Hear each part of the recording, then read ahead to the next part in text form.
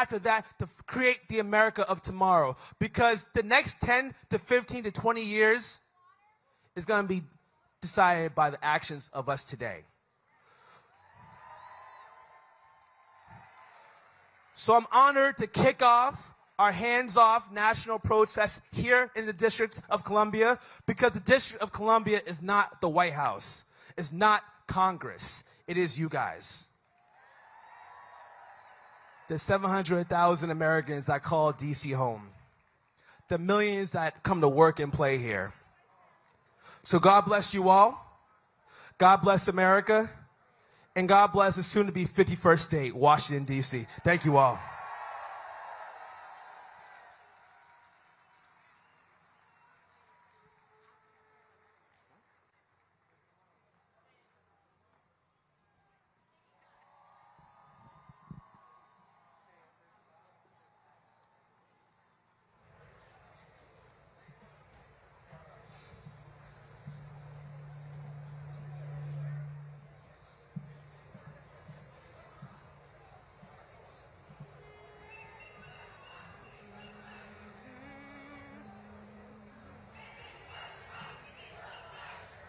You're broken down and tired of living life on a merry-go-round, and you can't find that fighter, but I see it in you, so we gon' walk it out and move mountains. We gon' walk it out and move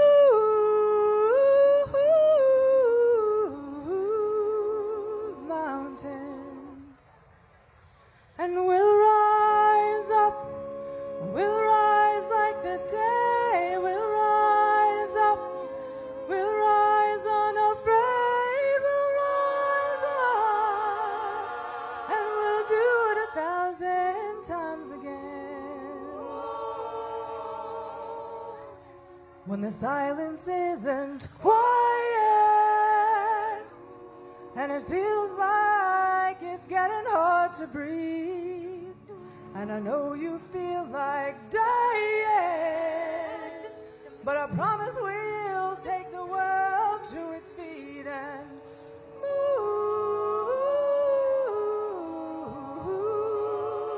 mountains, take it to its feet and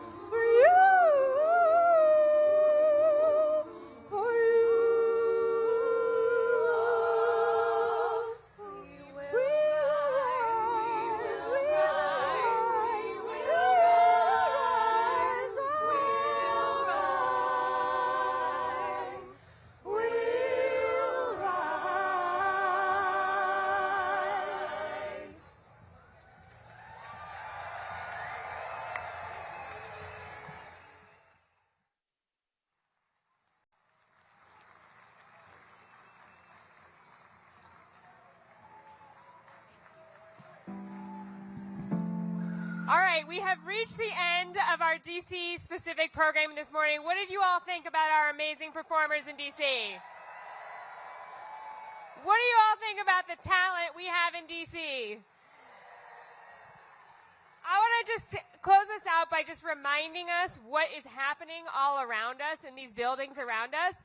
That we have people from DOGE who are breaking into buildings. We have illegally broken contracts that we have with workers. We have an attempt to go after our entire economy. We know the reality in DC. The reality is that violent crime is at a 30-year low in this community. That's amazing, but they are using this opportunity to have an unqualified U.S. attorney come here and threaten mass incarceration.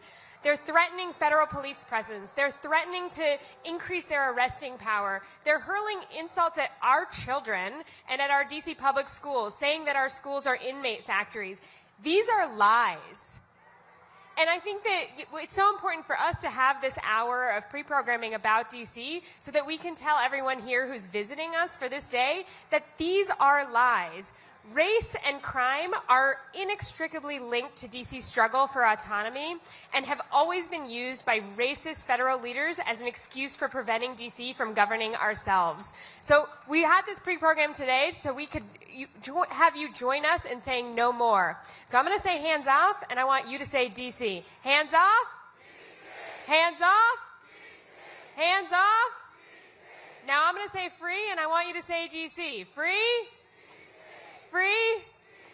Now I'm going to say DC. I want you to say statehood. DC? DC? DC? DC? DC? DC? All right, thank you so much for coming out to the pre-program. We're going to start the program in just a few minutes.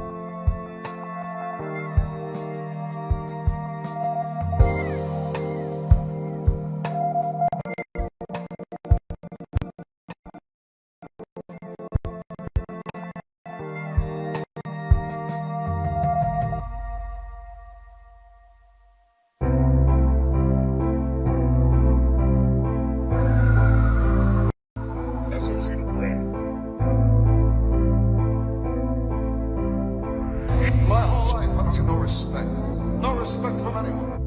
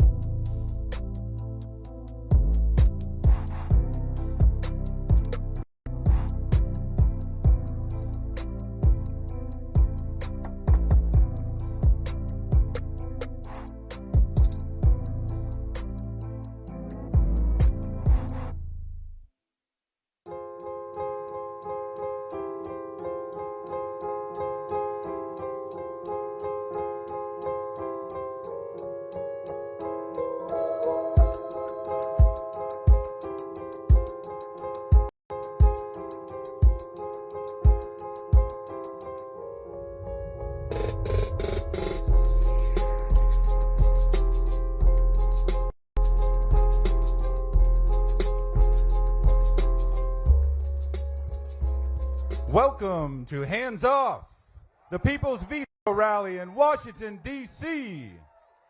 Please welcome Denise Bright Dove Ashton Dunkley.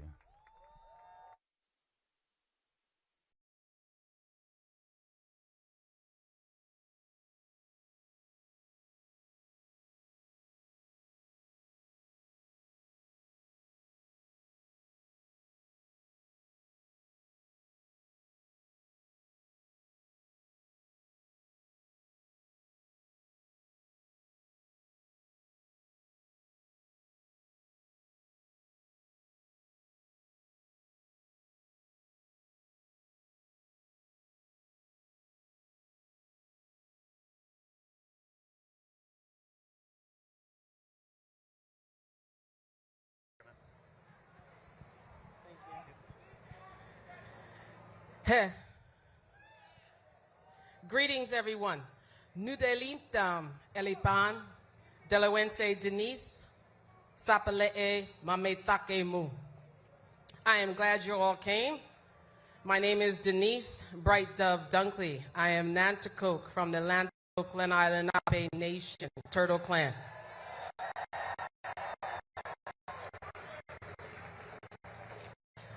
When I describe and envision my ancestral homelands without colonial borders, I say that I am from the southernmost tidewaters of Lenapehoking, the land of Lenape. And that land spreads throughout most of Delaware, parts of Pennsylvania and Maryland, and all of New Jersey, and into New York. We are gathered today within the ancestral homelands of my relatives, the Piscataway people. I am humbled to speak here, and I acknowledge the responsibility of kinship. I want to thank the Piscataway Nation for their unwavering stewardship of this territory, and I ask you all to do the same.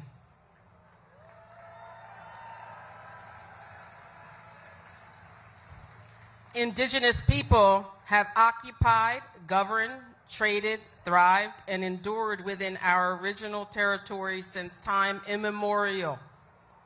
It is our inherent sovereign right to continue to do so. But acknowledging our existence is only one step.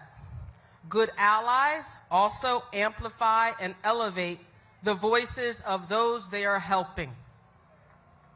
We are in a time of uncertainty. Indigenous, Black and brown, are in dire need of assistance. In fact, solidarity is critical for our collective futures. We all know too well what happens to the land happens to the people. As we struggle to fight for life and beauty in this world and for the earth itself, each of us must decide where our moral compass leads us. Will you remember the Piscataway Nation when you leave here today?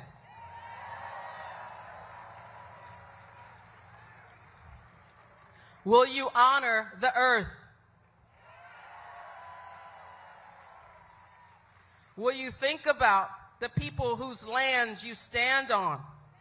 Will you stand up for your neighbor? Will you be a good relative and think about the responsibilities of kinship?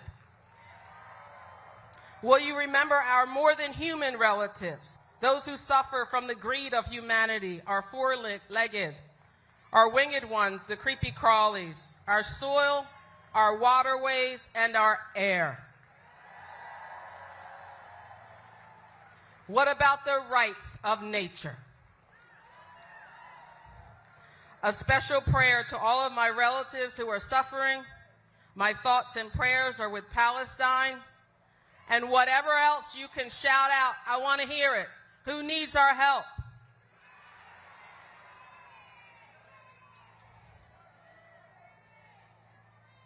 Kishlemiin, Wicheminin, and Kanakahinin. Wanishi, Wanishi, Creator, help and watch over us. Thank you. Thank you.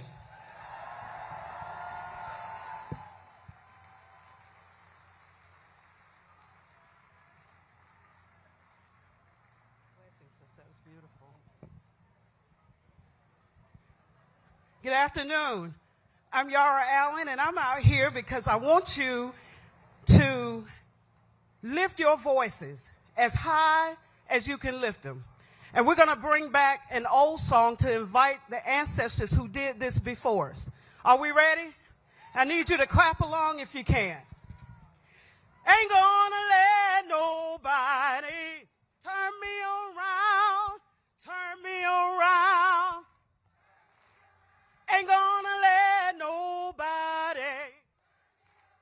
I'm gonna keep on walking, keep on talking, marching up the freedom way.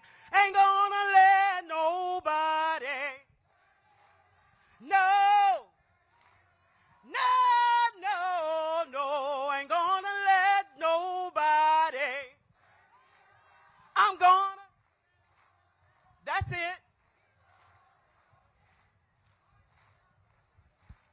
Yeah, ain't gonna let this president. No, no, no, no, ain't gonna let this president. I'm gonna keep on walking, keep on talking, marching up the freedom way. Ain't gonna let racist politics. No. No, no, no, no, no, no, no. Ain't gonna let racist politics. I'm gonna.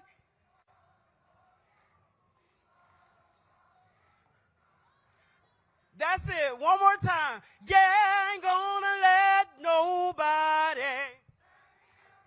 No. No, no, no. Ain't gonna let nobody. I'm gonna keep on. Can we keep doing that? Keep on talking. I'm gonna keep on walking. Keep on talking. Keep on walking. Keep on talking. Marching up to freedom lane.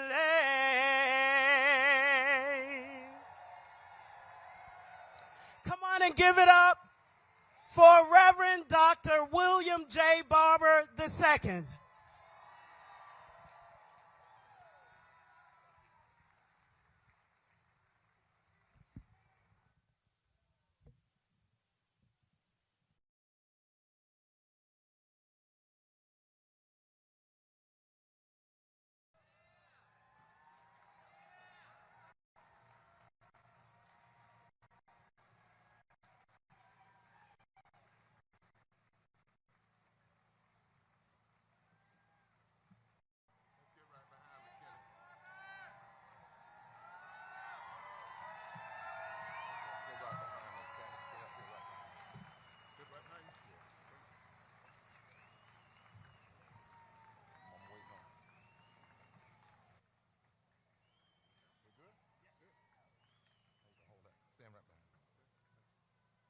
Forward together, not one step back.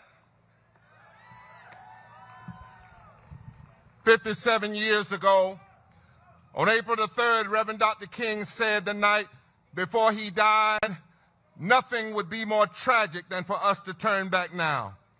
God help us not to turn back from the vision of our Constitution, that is to establish justice, to promote the general welfare, to provide for the common defense, and to ensure domestic tranquility. When Trump and Musk and Johnson and their minions are signing unconstitutional executive orders, unconstitutionally firing people, trying to pass an unjust budget, and wrongfully raising tariffs that will not only hurt Wall Street, but back street and side streets and side roads. When they are doing this, we must say every day, we will stand up in truth and raise our voices and votes and declare, take your hands off of our democracy. Their foolish budget plans could remove 36 million people from health care and millions of poor and low-wage children from school lunch and refuse to raise the living wage for 14 million low-wage working American people from $7.25 to $17 an hour. We must pray for God to give us the courage to stand and say, take your hands off Medicaid. Take your hands off our care. Take your hands off our voting rights. Take your hand off our living wages. Take your hand off our public education. Take your hands off of our lives. When greedy technocrats with a supremacy philosophy want to rule the country, we with moral vigor and righteous indignation must stand up and say no. We cannot be at ease in America. History is pushing us, the present is demanding us, and the future is calling us. I said in 2018 that every age must have a movement of people that will build a moral fusion mass movement that stands together because issues before us are not about left versus right or Republican versus Democrat, but about right versus wrong and justice versus injustice. And with the help of the divine, we must unite more and more, declaring that we are black, we are white, we are Latino, we are Asian, we are Native, we are young, we are old, we are North, we are South, we are East, we are West, we are gay, we are straight, we are trans, we are America, and we ain't going nowhere.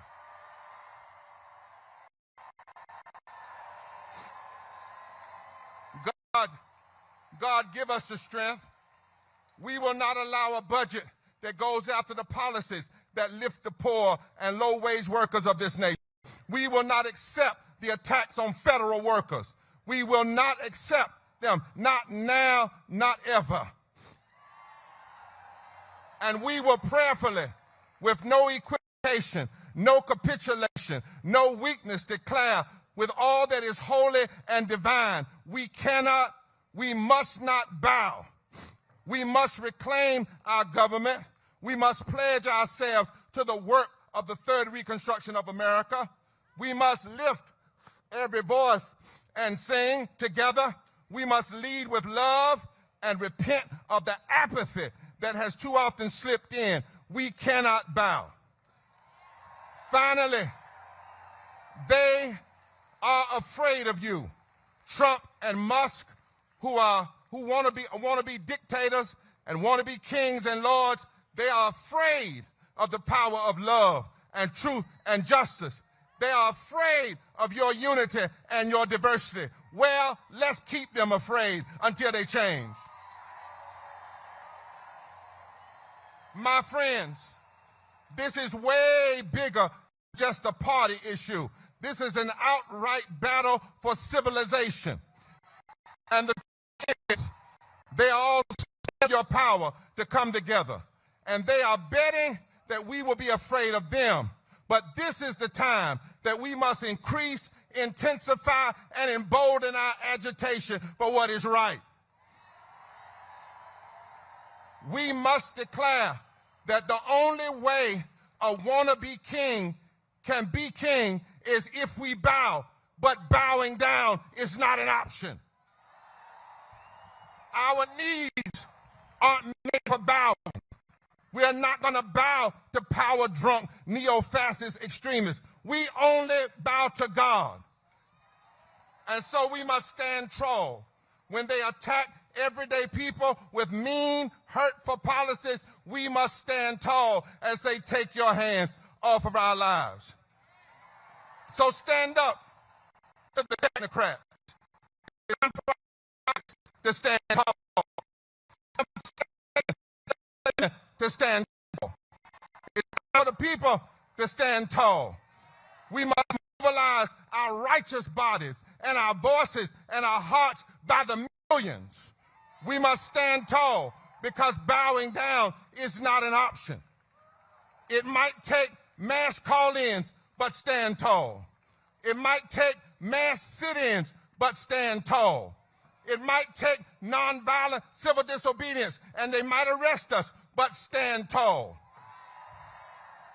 It might take mass pray-ins, but stand tall. It might take class action lawsuits, but stand tall. It might take having a labor strike day on election day so that working people can vote.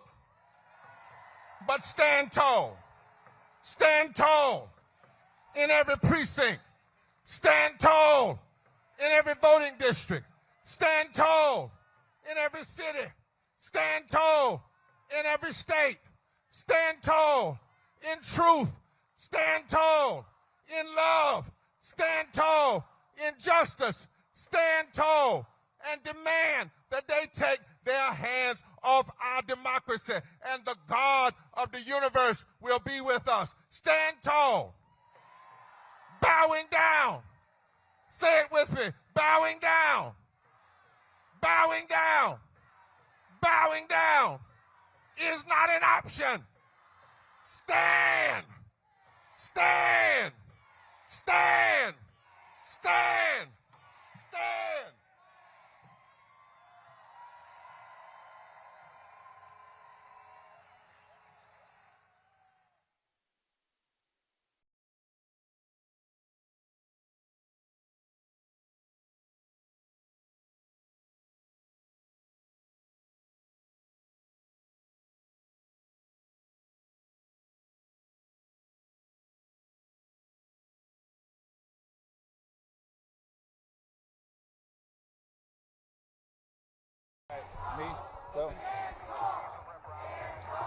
Washington, D.C., please welcome Congressman Jamie Raskin.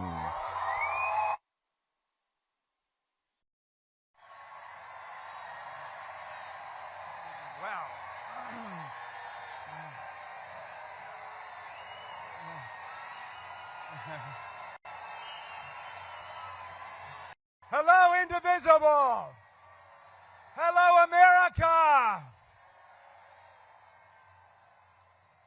Anybody here from Maryland, the Free State? The birthplace of Frederick Douglass. the proud home of people who work at USAID and FDA and NOAA, the National Weather Service, and the National Institutes for Health, the NIH. The crown jewel of bioscience, where despite all the purges and all the firings, they're working every day to cure cystic fibrosis, multiple sclerosis, breast cancer, and that most deadly disease of our time, malignant narcissistic personality disorder. Let the scientists do their jobs. They might even find a cure for that baffling worm in brain disease. The great thing about science is it's true whether or not the Secretary of Health and Human Services believes in it. Let's all say with Maryland, hands off science. Anybody here from Virginia? The birthplace of James Madison, who wrote us the First Amendment. It separated church and state for the first time in human history. It gave us the right to speak freely, to publish freely, to worship freely, to assemble freely, and to petition government for a redress of grievances.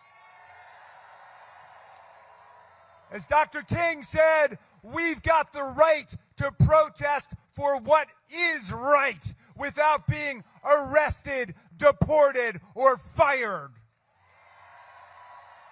We got the right to read the books we want, including 1984 and The Handmaid's Tale, even if they now belong in the nonfiction section. We've even got the right to call the president deranged for crashing our economy, destroying $6 trillion of wealth, and turning my 401k into a 201k. And the press has the right to call the Gulf of Mexico the Gulf of Mexico.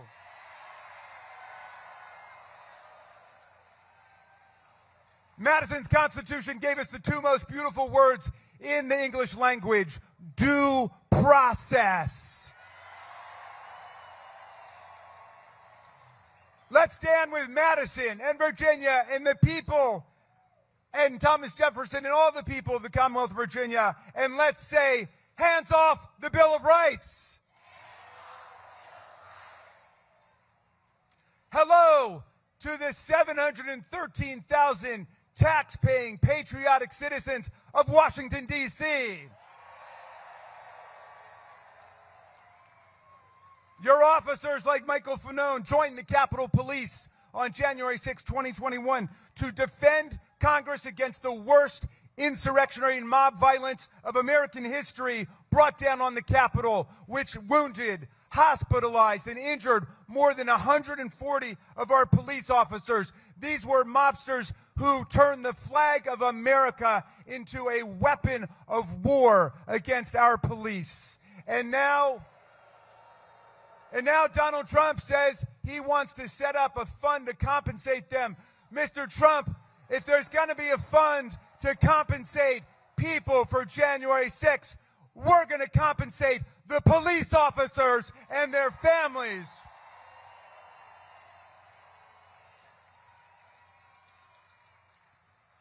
We're going to back the men and women of the blue, not the planners of the coup. Meantime, the people of D.C. have a valid, bona fide political grievance, not an imaginary one. They've not stormed the Capitol or tried to overturn an election or hang the vice president. They petitioned for statehood like 37 states before them. They did it the right way. So we say to Donald Trump and Elon Musk, hands off Greenland, that's an independent country. Hands off Canada, that's an independent country. Hands off Panama, that's an independent country. Statehood for Washington, D.C. And let's say with the people of Washington, free D.C.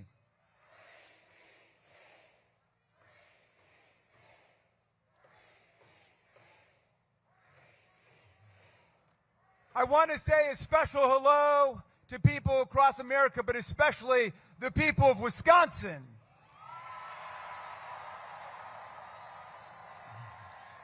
They showed America that organized people who want nothing but freedom can defeat organized billionaires who want nothing but power. Here in America, Mr. Musk, justice is not for sale, and we don't raffle off state Supreme Court judgeships for million-dollar prizes. Stop trying to buy our votes. Stop ripping off our government, and stop stealing our data.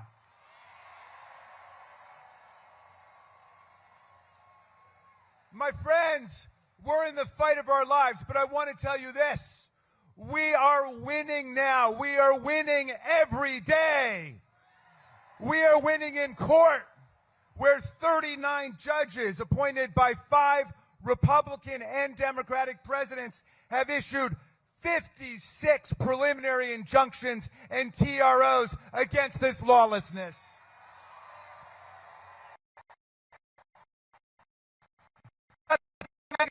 Now want to impeach judges like Judge Boasberg, the chief judge of the D.C. District. Yesterday, he ordered the return of Kilmer Garcia, a legal resident of the United States, married to a U.S. citizen.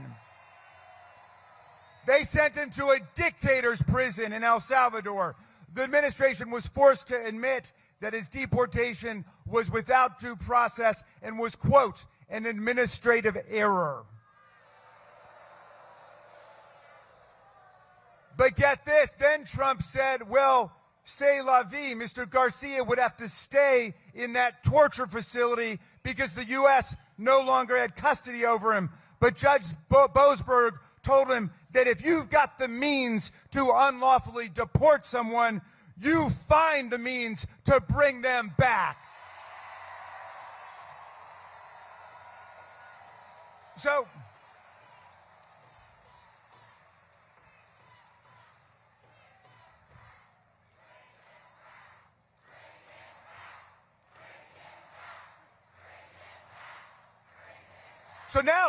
now they're calling Judge Boasberg a radical left rogue judge. The problem is he was appointed to the bench first by President Bush. He was Justice Kavanaugh's roommate at Yale. He's known as a pillar of the legal establishment. They say, though, well, the number of courts striking down Trump's policies is completely unprecedented. Well, so what? That's only because the number of his illegal actions are completely unprecedented. The judges are doing their jobs. They're doing their jobs. Let's tell MAGA what democratic movements all over the world tell the dictators of the world. Hands off the courts. Hands off the courts.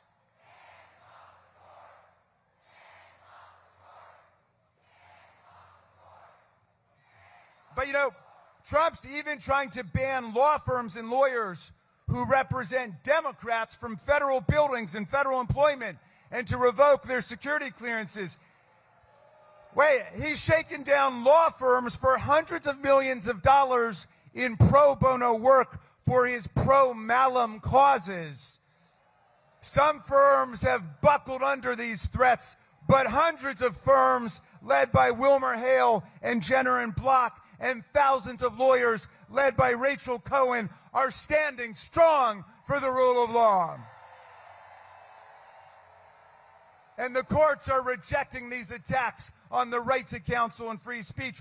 We're winning in the states. We're winning in the counties. We're winning in the cities and towns. We're winning in the churches, and not just with the great Reverend Barber. We're winning across the country. No moral person wants an economy crashing dictator who knows the price of everything and the value of nothing. We're winning in the universities, which know the difference between transgender mice and transgenic mice. And they know the difference between academic freedom and political tyranny. We're winning with veterans across America who know which side we were fighting on in World War II. And when they see Nazis marching down the boulevard, they don't see very fine people on both sides of the street.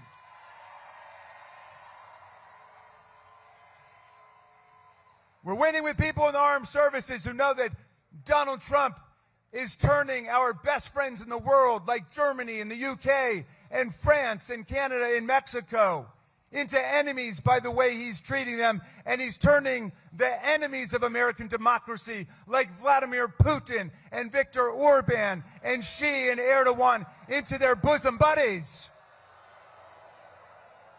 We're starting to win with the business community, which knows there's no prosperity with stupid trade wars against the whole world. There's no prosperity with stock market collapse and mass unemployment. There's no future with presidents who have the politics of Mussolini and the economics of Herbert Hoover.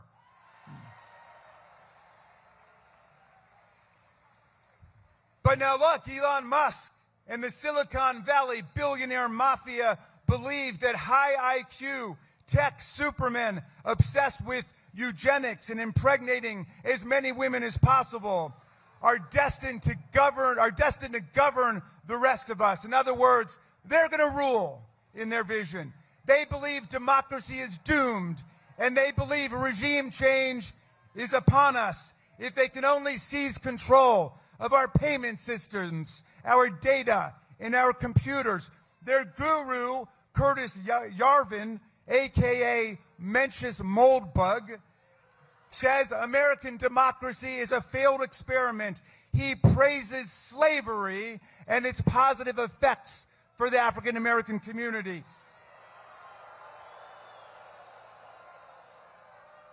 He told the New York Times that the American people have to get over our irrational fear of dictatorship.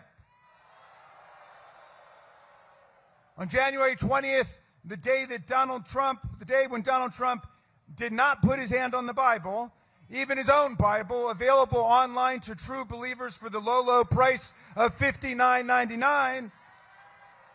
On that day, when he swore to support our Constitution, we saw what a dictatorship of autocrats and plutocrats and kleptocrats and theocrats looks like. It's a twice impeached, multiply bankrupted, very stable genius standing in front of oligarchs, Elon Musk, Mark Zuckerberg, and Jeff Bezos, standing in front a cabinet of billionaires and Putin followers who make war plans over the public signal app, even while they're literally sitting in the Kremlin. But I want to tell you something. Moldberg and Vance and Musk, they may have access to artificial intelligence, but they've got no access to human intelligence. These founders of the Dark Enlightenment, as they call themselves, are no match for the founders of the actual Enlightenment, like Madison and Jefferson and Ben Franklin and Tom Paine, much less the leaders who took down slavery and built Reconstruction, like Abraham Lincoln and Harriet Tubman and Thaddeus Stevens and Frederick Douglass. If they think they're going to overthrow the heroes of American democracy, they don't know who they're dealing with. Our founders wrote a constitution that does not begin with "we the dictators." The preamble says, "We the people." We the who? Did you say the corporations? We the people, in order to form a more perfect, did you say a more perfect government?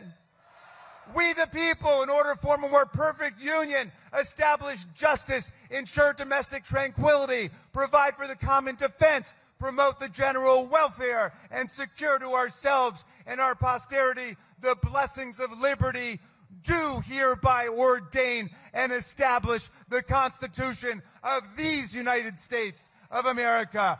That's our preamble. And then the very next sentence is, all legislative power is vested in the Congress of the United States of America. And it lays out all the powers of Congress, the power to regulate commerce domestically and internationally, which means it's Congress that controls tariffs, not the president, not Elon Musk. Their tariffs are not only imbecilic, they're illegal, they're unconstitutional, and we're going to turn this around. Congress has the power of the purse to raise money and spend money. An Appropriations Act is a federal law, like a law banning assault on federal officers. It's not a budgetary negotiation. It's not a suggestion to the executive branch. If we say spend money on childhood education or cancer research, you spend that money. Congress is the lawmaking branch, the predominant branch, as Madison put it. And don't buy any of this fifth grade propaganda about three co-equal branches. First of all, co-equal's not even a word, okay? It's like extremely unique. But secondly, read Article 2 of the Constitution about the president. After all those pages about Congress, 4 short paragraphs. The most important one, Section 4, which is all about how you impeach a president for treason, bribery, and other high crimes and misdemeanors. If we're co-equal, how come we can impeach him and he can't impeach us? What's the core function of the president, my friends? And teach your children to take care that the laws are faithfully executed. Not twisted, not distorted, not maligned, not trashed. Take care that the laws are faithfully executed. All we say to Donald Trump is, do your job.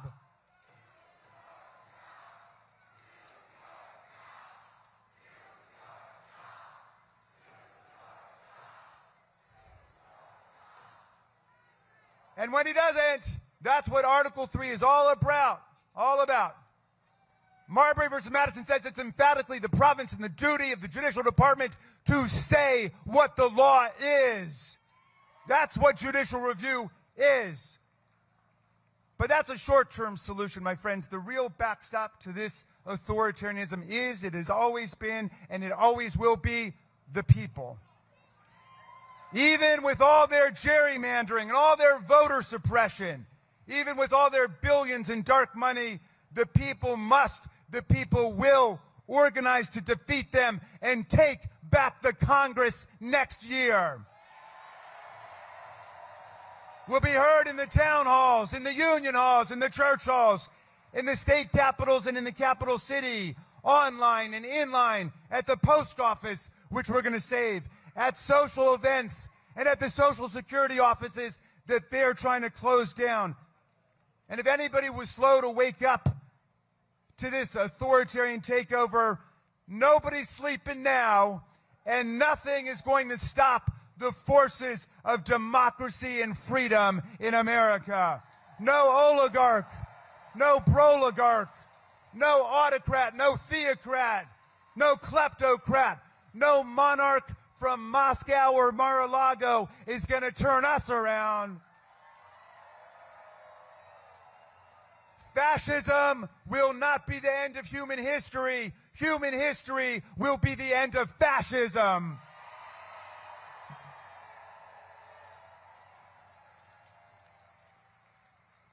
The deranged cult of MAGA will not destroy the economy built by free labor, free ideas, and free markets. The Economist magazine called 6 months ago the envy of the world. The envy of the world. My friends, we are not only the liberals who believe in liberty. We are not only the progressives who believe in progress. We are the conservatives who will defend the land, the air, the water, the climate system, the Constitution, the Bill of Rights, Social Security, Medicare, Medicaid, the Affordable Care Act, the Voting Rights Act of 1965, the Civil Rights Act of 1964, the National Labor Relations Act, the Fair Labor Standards Act, the Clean Water Act, the Clean Air Act, everything that their party of nihilists and authoritarians wants to tear down in the next few weeks, we are going to conserve and defend for future generations of Americans.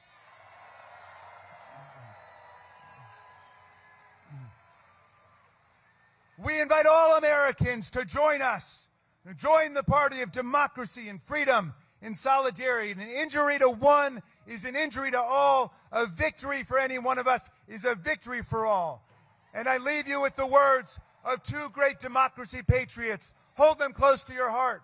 One, the great Frederick Douglass, born a half an hour away at the Wye River Plantation into slavery. He escaped from slavery to become our great freedom fighter during the Civil War and Reconstruction. And Douglass said, if there's no struggle, there's no progress.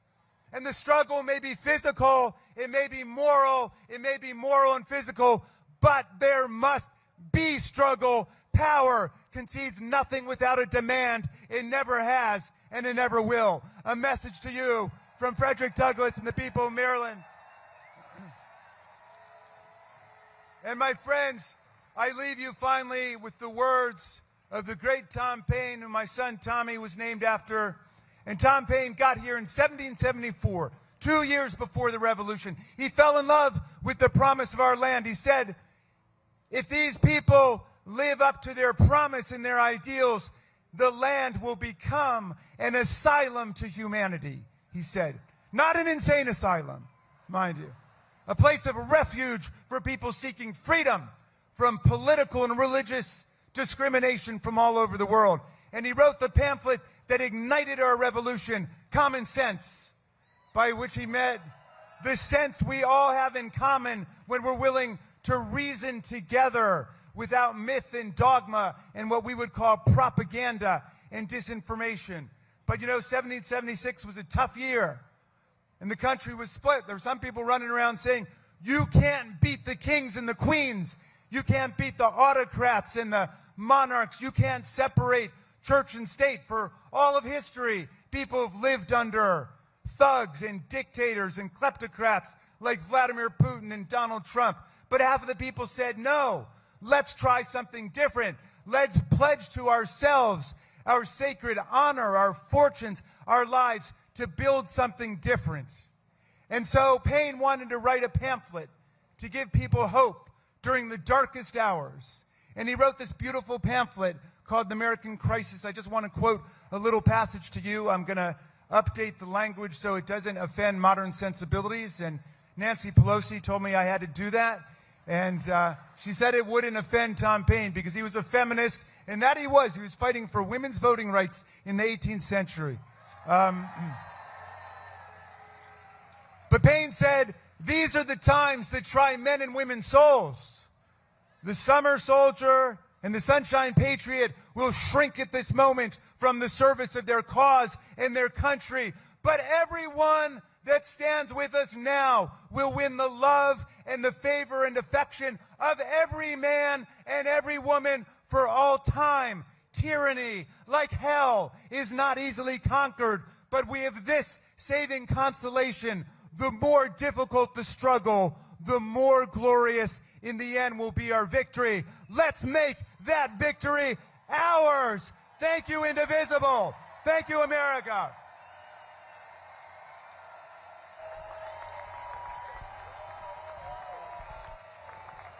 Please welcome Congressman Maxwell Frost.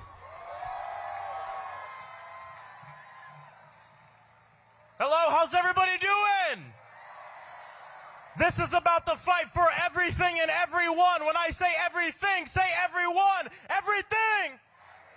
Everything. Everything. It is so damn good to see this crowd. Yo, we all know that we're living in some dark times. We see the foundations of our society, Social Security, Medicare, Medicaid, the very safety nets that people have fought for generations to ensure that our country lives up to its promise, are being targeted by the billionaires and the oligarchs and the corporations. This insidious rise of authoritarianism is fueled by corrupt billionaires and mega corporations who believe that they have the right to control every aspect of our lives. Our health care, to our schools, to our thoughts, to our very speech. Under the false banner of patriotism and freedom and a false banner of patriotism. They would have us believe that if we gave them all the control, everything would be great. But breaking news, they've had the control and look at where we're at right now. Massive wealth inequality in this country, where most of our people live paycheck to paycheck. And it isn't a new problem for generations. The billionaires and oligarchs have kept all this wealth and left us with the crumbs. But we say no more. In this moment, we all have a choice to make. As elected officials, we can't live in the world of what we can't do, but we have to live in the world of what we can and must do. I'll tell you, I had some friends come up to me and say, Maxwell, you should think about running for Congress. 4 years ago, I said, hell no, you're crazy. The crazy thing is, I didn't have all the power at the time. I didn't have all the money. I experienced homelessness during my campaign. And as many of you know, even after I was elected, I couldn't find a place to live in D.C. because the housing costs were too high. But the crazier thing is, we won. We didn't have all the power. When we woke up and saw, it was Twitter at this time, when we woke up and saw on Twitter that a black man, George Floyd, had been lynched in broad daylight. We didn't have all the power, but we still took to the streets to say that Black Lives Matter.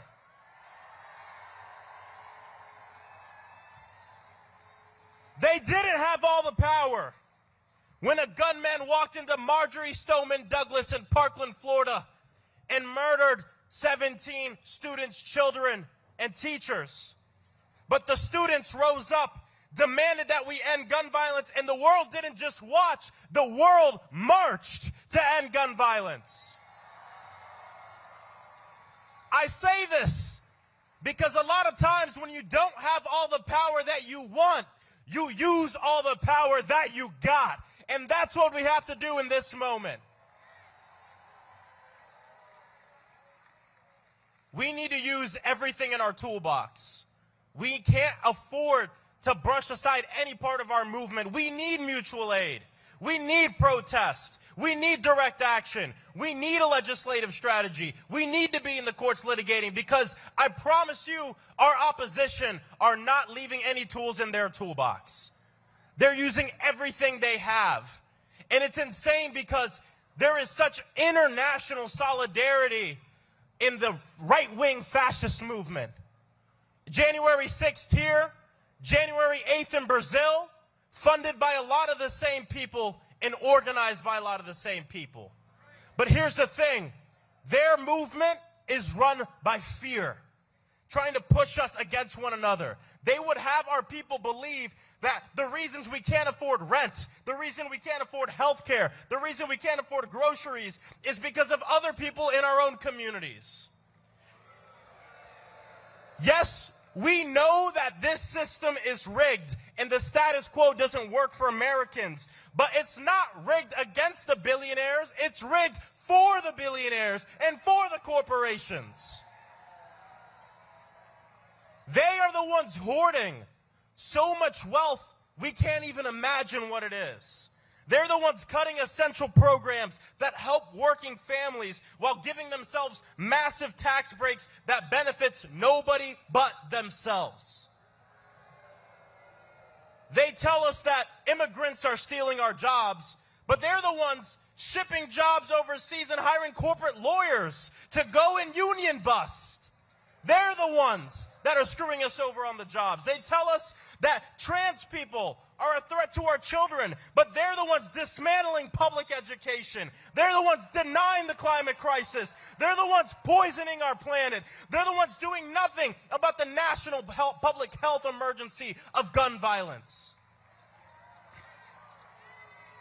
And they want us to believe that they're the patriots of free speech. But they're the ones kidnapping and disappearing college students across this country that are just fighting for peace to ensure that innocent people don't die. The message is simple, and I've been traveling the country. I went to Michigan with my good friend Senator Chris Murphy to a Republican district, and the message is simple. We're in this situation not because of our neighbors. I promise you, your bank account looks a lot more like your trans neighbors or your immigrant neighbors and nothing like Elon Musk's. In fact, we're all closer to being on the streets than having a bank account that looks like his. How do you think he got to where he's at? I have people who come up to him and say, Maxwell, why would they be stealing? Elon Musk is already the richest person in the world. He has enough money. The question is, how do you think he became the richest person in the world? And, you know, Elon doesn't like me. If you told me 5 years ago that the richest man on earth would be tweeting about me, I mean, it goes to show Elon's a great example that money can't buy you happiness, and money can't buy you a Wisconsin Supreme Court seat either.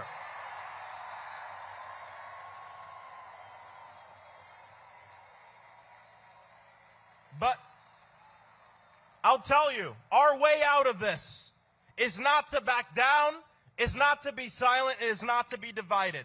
Throughout human history, authoritarians, they're never satisfied with the power that they have. And so they test the bounds, they push the limits, they break the law, and then they look at the public to see if they're quiet or if they're loud. If we are quiet, if elected officials are quiet, then we are complicit. And we cannot be complicit in the tearing apart of Medicaid, of Social Security, of food stamps, of nutritional assistance, of the things that we fought for and earned.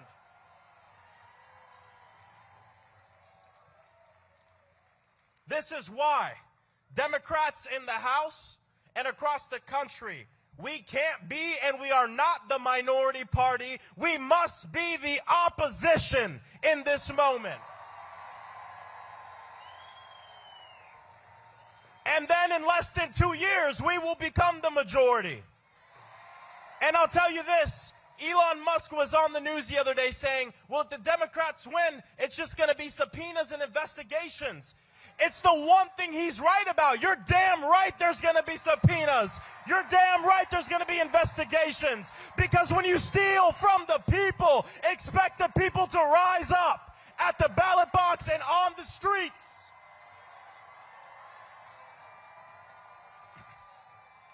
Look, I'll end with this. I'm not going to be the one to sit here and say everything is going to be okay. Because to be honest, there's going to be a lot of people, and there's already a lot of people who are not okay, who are suffering from this authoritarian right-wing regime that is trying to have a billionaire takeover of our government. But the good thing is we are not alone. Not just in this moment and in this crowd, but I mean we're not alone in the grand mosaic of humanity and timeline of justice. We stand alongside the water protectors, the freedom fighters, the anti-war warriors, the labor organizers, and movements of working people throughout human history that have seen the world through the eyes of the most vulnerable and said, we are all together. We are not divided and we are not apart. And it's not going to be easy. And I know this coming from a movement. You know, I got involved in politics when I was 15 years old because I didn't want to get shot in school. I was a part of movement for 10 years and still part of the gun violence prevention movement. That the time when the most people give a damn about our issue is coupled when there's the most death and chaos. A movement when the country is paying attention to us. This is what's going on right now. I always tell people, the testament of an organizer is what you do when nobody's paying attention. But the testament of a movement is what you do when the world is watching. And the world is watching our country right now. There will be times when we feel discouraged. There will be times where we feel disappointed. But when those feelings overcome you, think about this moment. Think about our people. Think about our stories. And think about the people who came before us. And in my mind, I always think about the amazing Angela Davis when she said, I am no longer accepting what I cannot change. I am changing what I cannot accept. So to the people, can you accept cuts to Social Security? Can you accept cuts to Medicare and Medicaid? Can we accept the rise of right-wing authoritarians in this country? Can we accept them banning the books in our libraries? Can we accept them trying to ethnically cleanse our people from a land? Can we accept kids being mowed down in their schools? Well, it sounds like we have a lot of damn work to do. God bless you all. Let's continue to fight, and we will win. Thank you.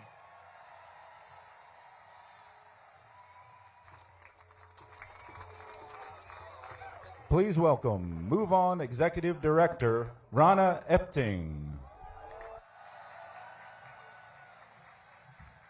Hello, DC. I'm Rana, and I'm with Move On. Who's a Move On member? Raise your hand. That's right, because at Move On, we believe in the power of the people. We believe in the power of collective action, and that's what today is all about.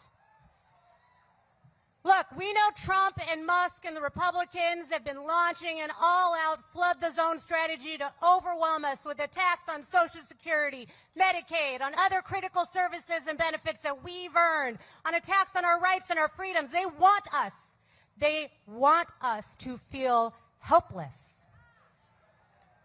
They want us to be hopeless. They want us to feel alone in our concerns. Are we alone? Are we helpless? Hell no. Are we hopeless? No, because when we come together, we are powerful, and thank you for being here today. Look, Trump and Musk, they're doing everything to consolidate their power. You know that. They're firing tens of thousands of federal employees. They're threatening to get rid of more. They're trying to eliminate the Department of Education, leaving students, parents, and teachers out in the cold in favor of making their billionaire backers richer and richer. And now they're attempting to silence our neighbors in the workforce all across the country by taking away their voice on the job. Are we going to stand for that? But as we know, the working people united will never be divided, will never be defeated. And you're about to hear from some incredible leaders of unions here today. We'll be joined alongside with working people who've been directly affected at the hands of Trump and Musk. They're not just fighting for their members, they are fighting for all of us, folks. So please give a big, hearty welcome to the stage, AFL-CIO President Liz Shuler, NEA President Becky Pringle, National Nurses United President Kathy Kennedy, NFFE President Randy Irwin, and AFGE President Everett Kelly, along with their members. Yeah! Wow, what a beautiful sight. Thank you so much. I'm Liz Shuler, President of the AFL-CIO, America's unions. And I'm so honored to be here with all of you and with all of our labor activists and leaders here to bring the voice of not just our 63 unions and nearly 15 million workers, but of every working person in this country.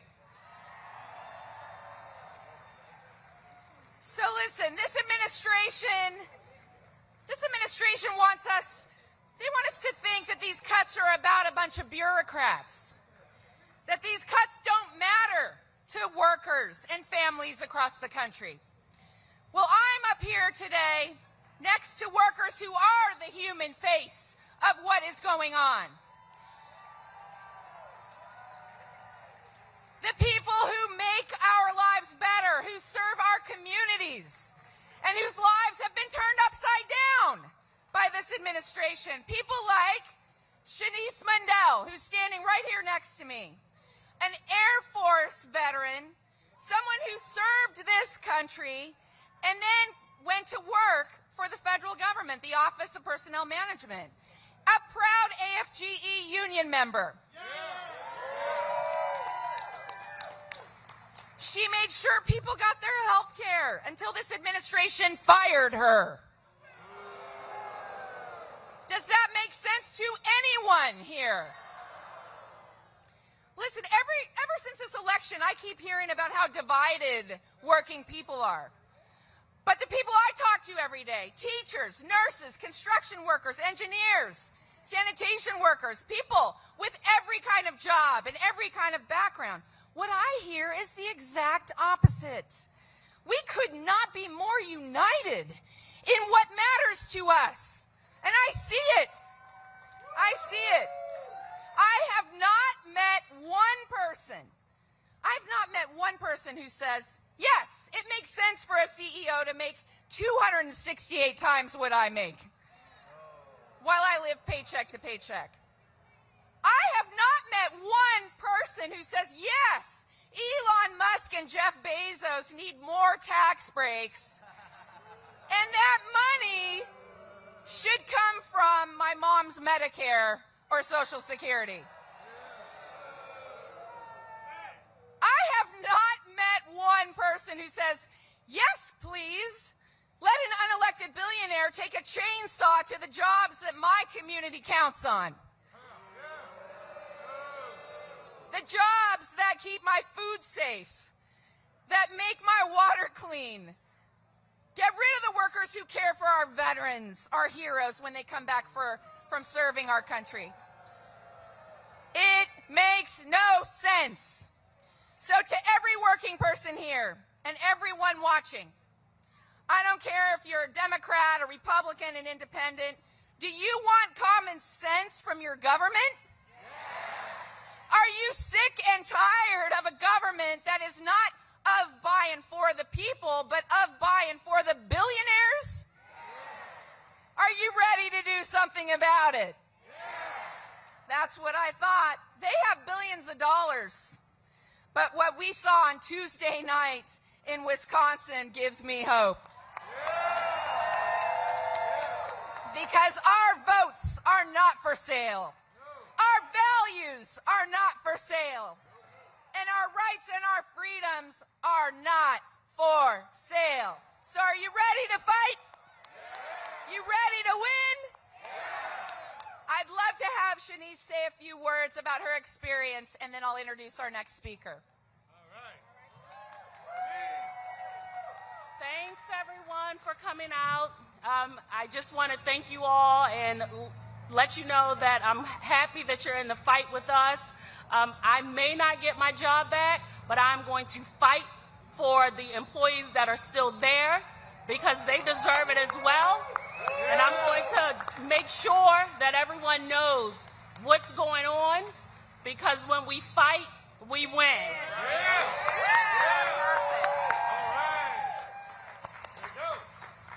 And now it's my joy to introduce an absolute fighter for our nation's kids, someone who protects not only our educators, our students, but all working people in this country, the president of the National Education Association, Becky Pringle.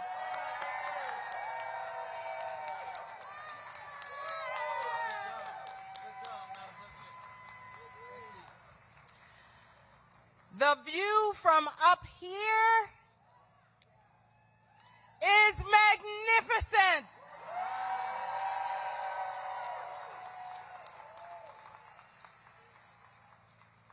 Of all the civil rights for which this world has fought and died for 5,000 years, the right to learn is the most fundamental. The freedom to learn has been bought by bitter sacrifice. So whatever you might think about the curtailment of other civil rights, you must fight to the last ditch to keep open the right to learn.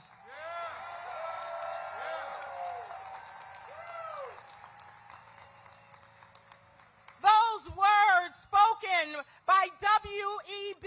Du Bois over a century ago are still true today. I am Becky Pringle, and I am most proud of having taught eighth graders the wonders of science for 31 years. And I am honored to be the president of this nation's largest labor union, the National Education Association.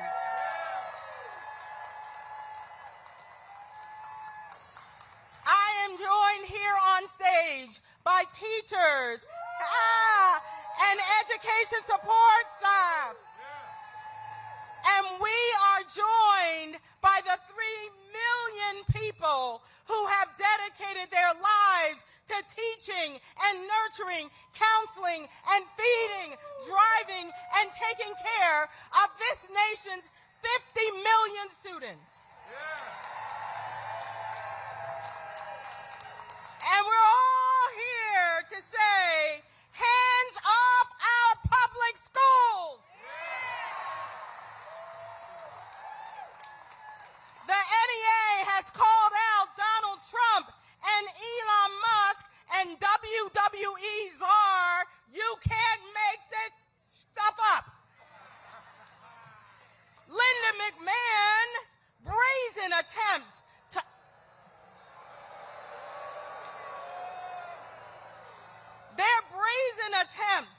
to undermine public education in America.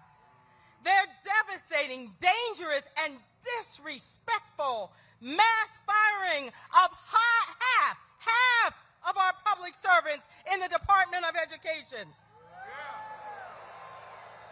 We all know that that will hurt all students in all rural and all urban and all suburban schools across this country. We know that class sizes will soar and arts and music and after-school programs will be diminished. Job training programs will disappear. Higher education will be further out of reach for most Americans. And our most vulnerable children, our children with disabilities, will be left adrift without desperately needed special education services. And the civil rights of our students will be eroded. Yeah, what is? That's why the NEA and our partners sue them. Hands off Donald Trump. Hands off Elon Musk. Hands off Linda McMahon. I just left Kentucky where we were celebrating their success. 120 counties, every one of them voted no to vouchers. They said loudly and clearly, we love our public schools. Hands off our schools.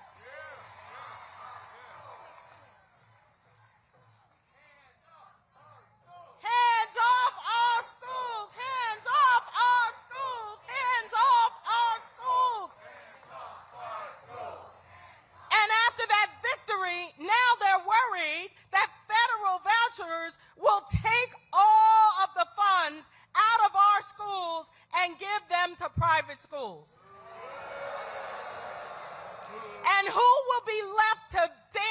those gaps for our babies?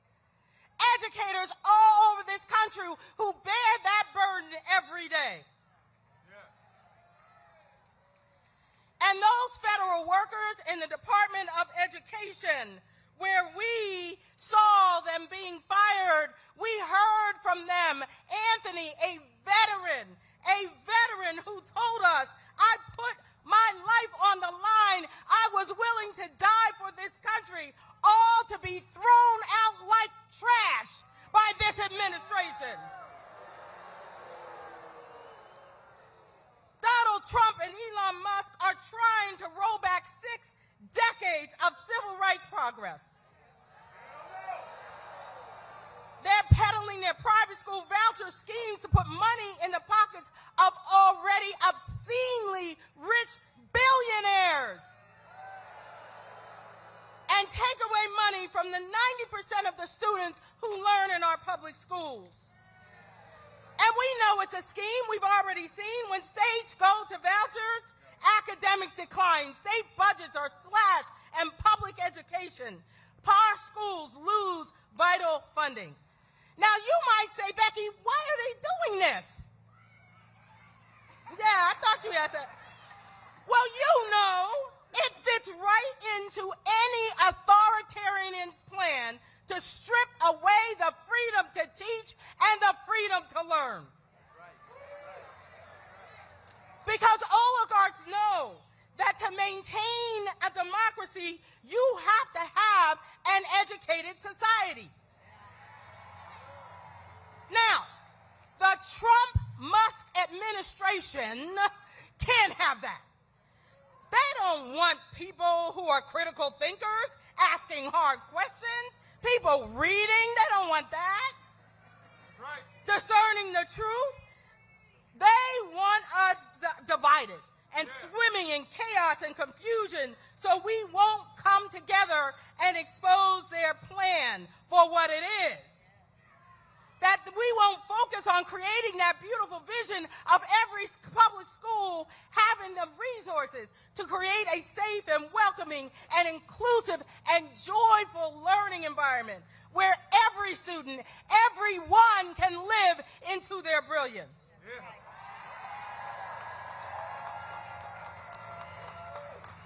I am deliberate and afraid of nothing.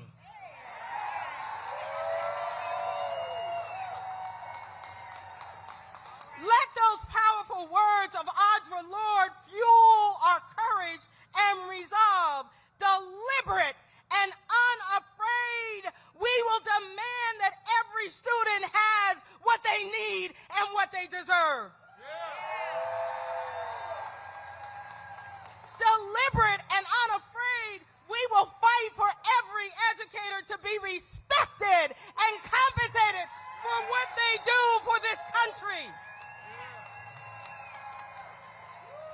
Deliberate and unafraid, we will continue the fight for education justice and economic justice and social justice until this country lives into the promise and the poetry of our Constitution.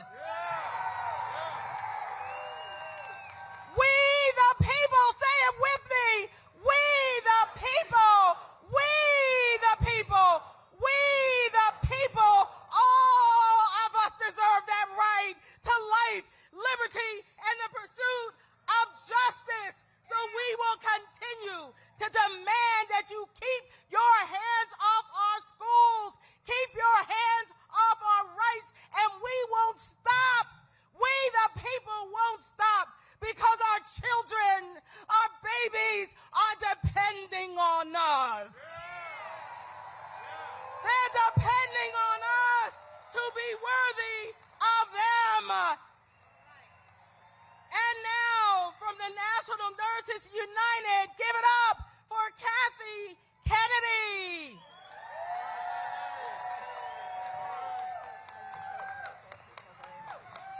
Thank you so much.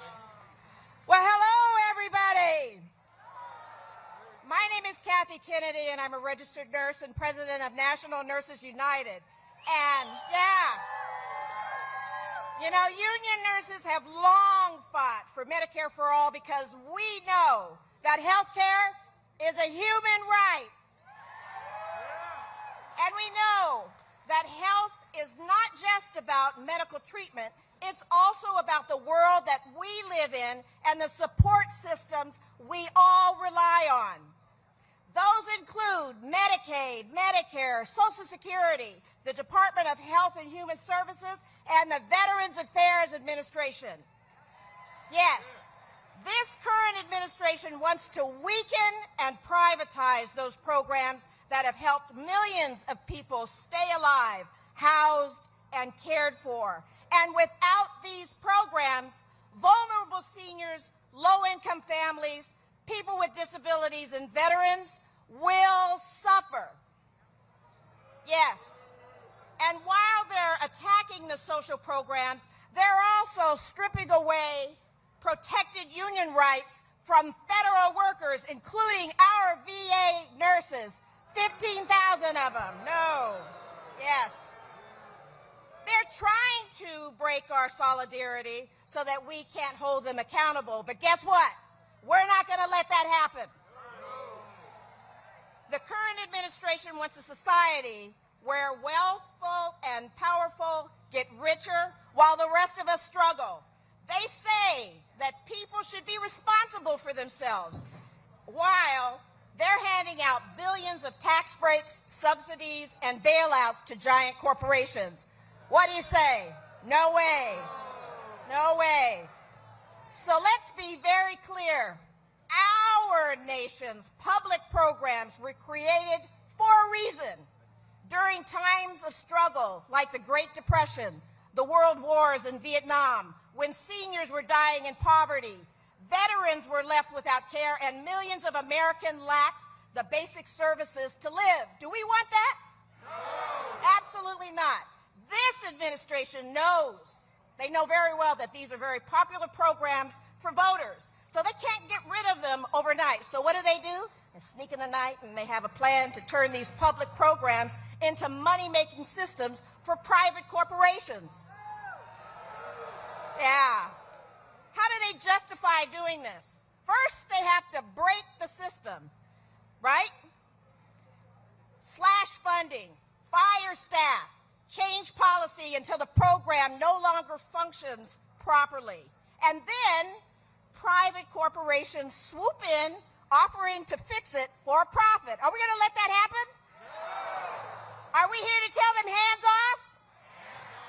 We must stand up for a society that values people over profit, right? Our seniors, our communities, our patients, our veterans, we all depend on this. So hands off our public services. Hands off our union rights. Hands off. All right, so I am so happy and so thrilled to see all of you today. And now I would like to turn it over to another president of the National Federation of Federal Employees, President Randy Irwin. Good afternoon, everybody. The energy is incredible. Thank you for coming out. I'm Randy Irwin. I'm the National President of the National Federation of Federal Employees. We represent 110,000 federal workers nationwide. Our members are doing incredible work, caring for our veterans, keeping our military ready, caring for our public lands, and just, hundreds of other essential services so important to the American people. I know there's got to be some federal employees here. Thank you, federal employees, for all you do. Thank you.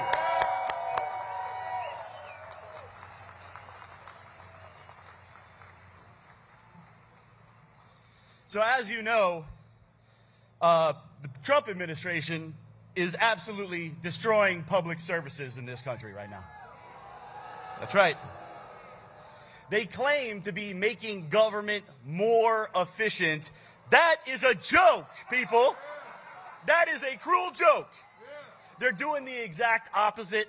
What they're doing is a recipe for disaster, not a recipe for efficiency. Now, this administration has fired or bullied into resignation 275,000 federal workers providing essential services. And that's just the tip of the iceberg. Let me ask you a question.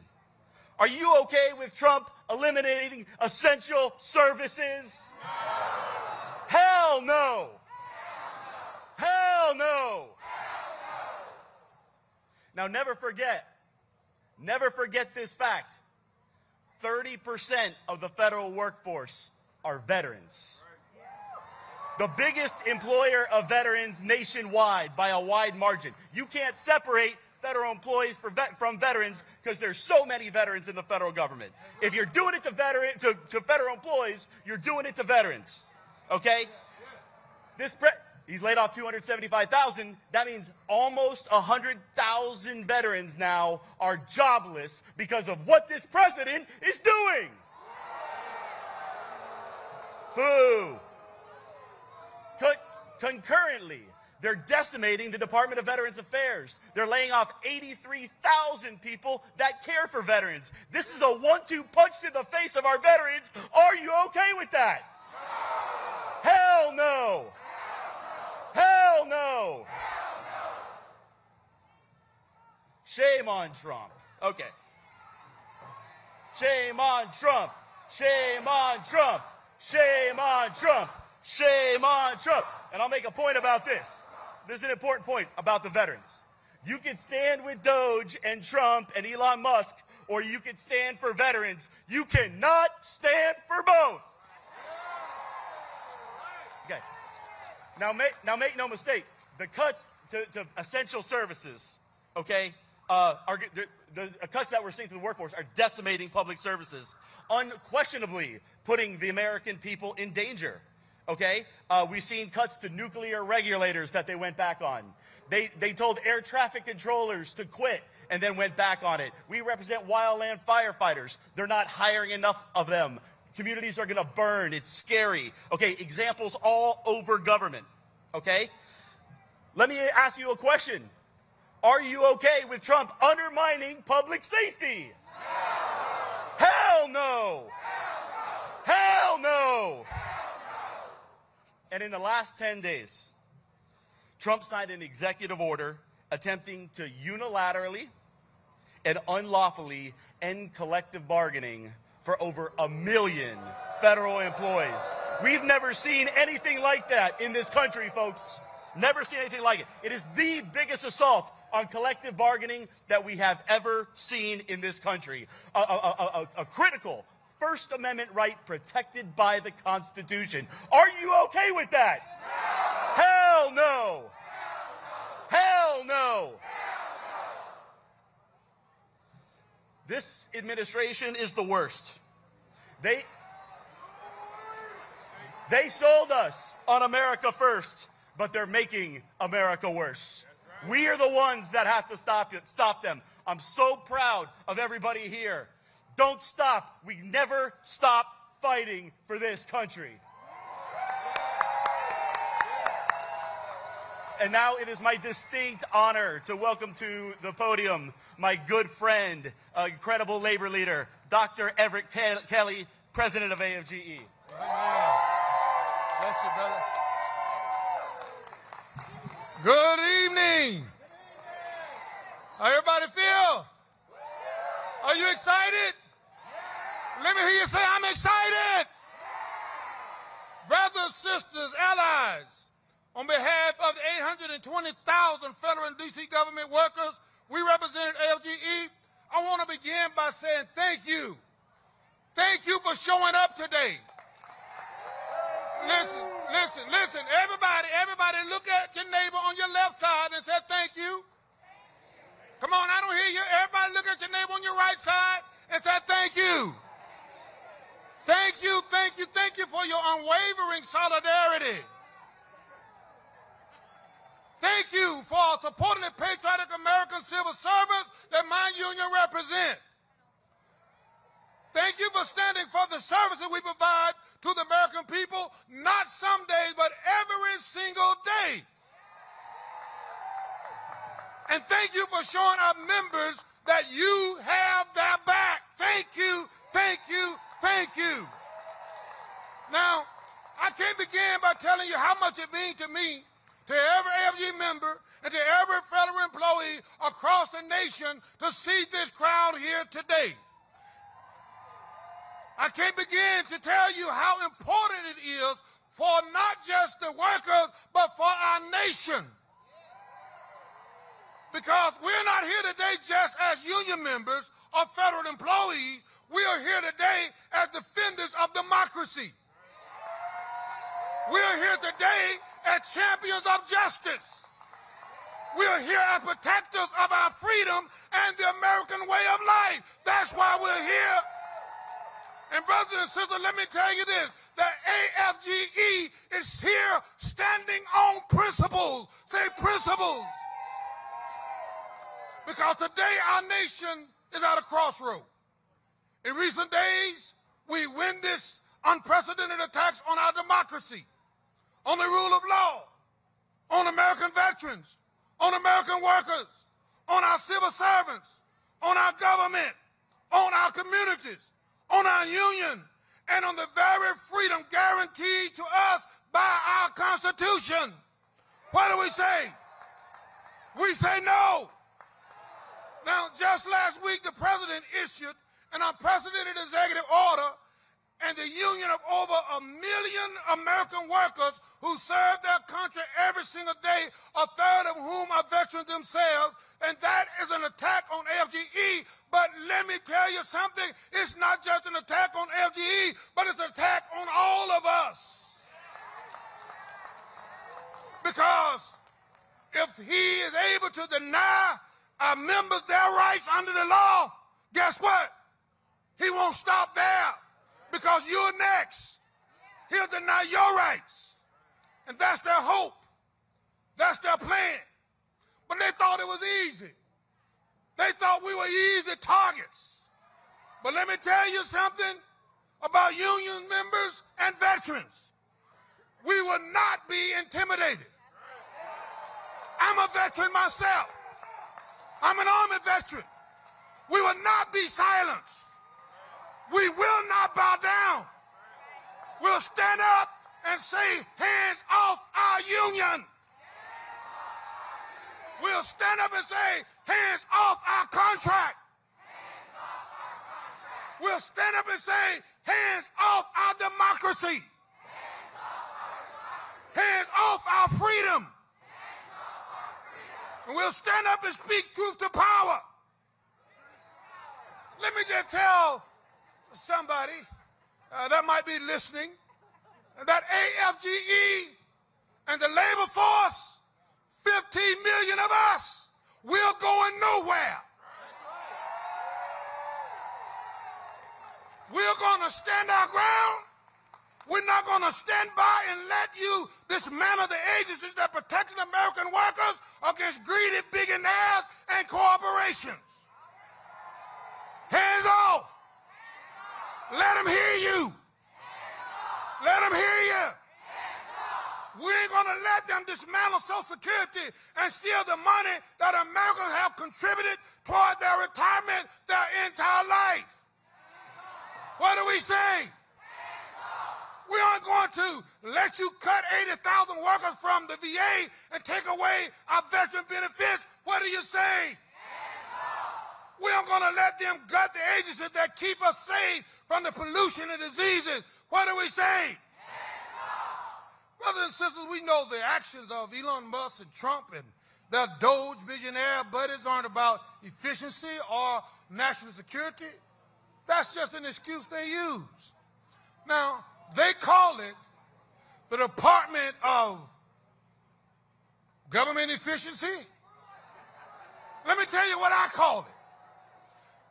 Let me tell you what I call it, and I want to see if you agree with me. I call it the Department of Government Evil.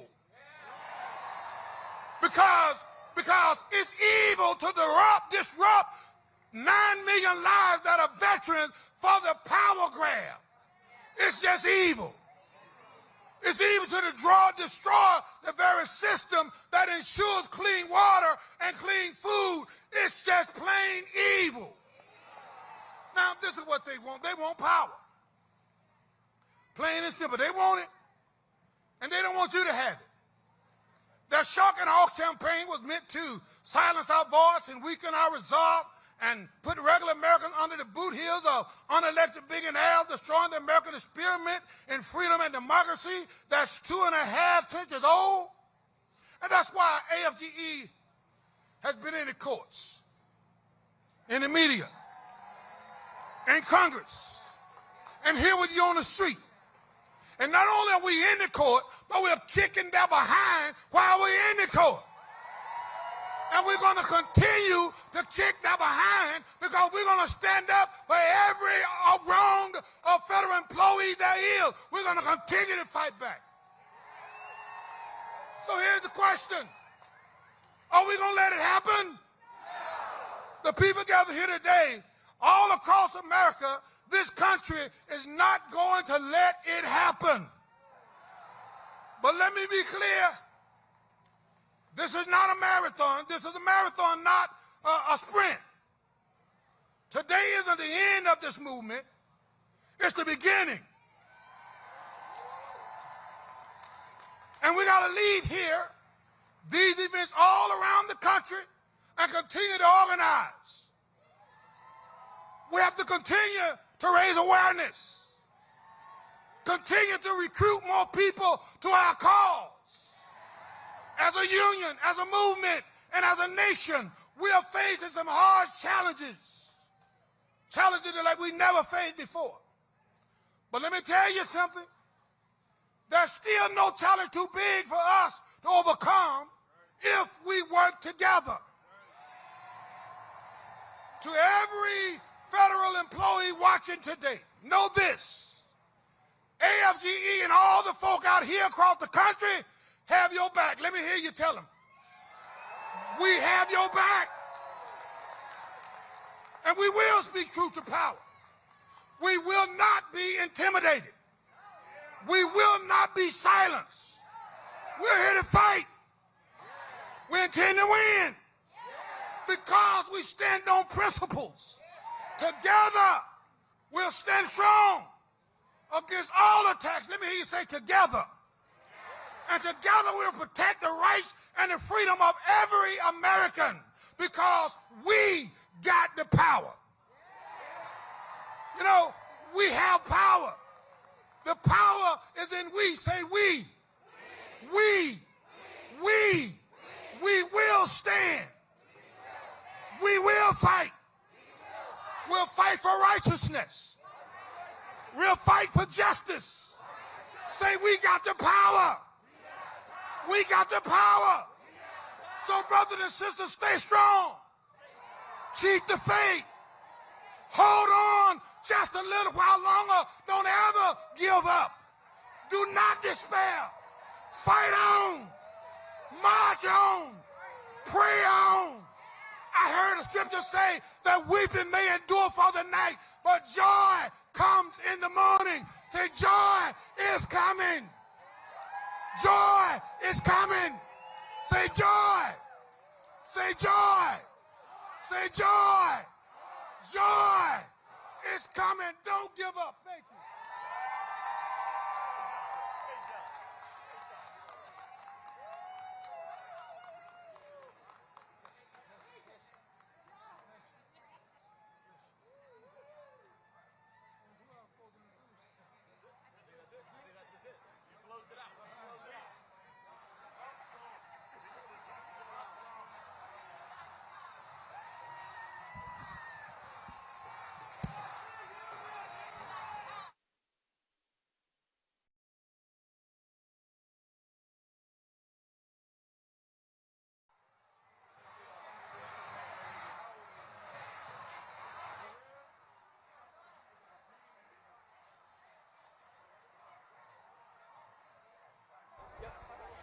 Please welcome Executive Director Rachel Carmona.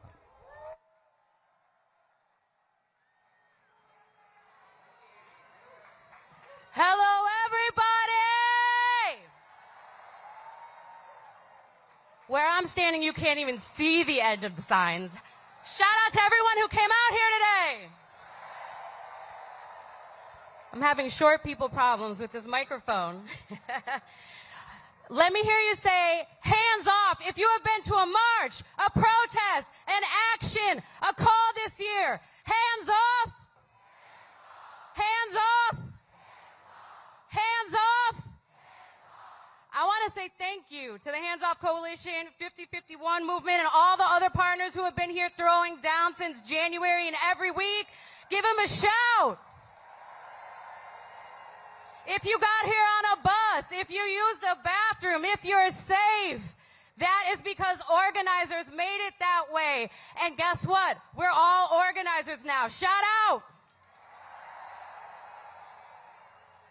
This is the third national mobilization this year, and there have been thousands of decentralized actions all across the country in the streets, from Enid, Oklahoma, New York, LA, and here in DC. I'm telling you, all I can see is a whole bunch of people who are here to say, no, we will not go back. Hands off all of our communities. Hands off immigrants. Hands off immigrants. Chinga tu maga over here. We are exercising today the people's veto on Musk, Trump, Zuck, and the Broligarch writ large, who want a country ruled by bullies to benefit billionaires, and they don't care what or who they bulldoze to make it happen. But here's the thing. We are the majority. We are the what? The what? Workers, students, parents, teachers, activists, women, and feminists. Are there feminists in the crowd today? I didn't hear you. Are there feminists in the crowd today? We are the backbone of this country, not the elites, and they're scared that a movement this large can threaten their power, and they should be. That's right. Shout out.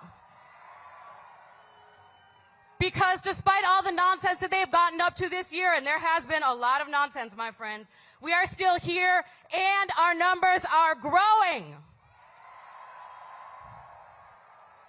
They want us to feel powerless, but we have people power, and people power is the best power, and we have the energy to keep up.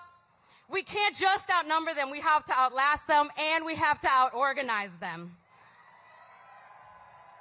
And you know what? I know that's asking a lot. We have to push past our fatigue and our fear. We have to push past the criticism of our opposition and sometimes even our friends, and that's difficult. But Black feminist author Barbara Smith often reminds me that it's called the struggle because it's hard. And I don't see people scared of hard work here today. That's who we are. We're regular people who just stepped up when there's work to be done. There's no cavalry that is coming to save us. That's the bad part. The good part is we are here to save us, and we are enough. And I believe that we will win. I believe.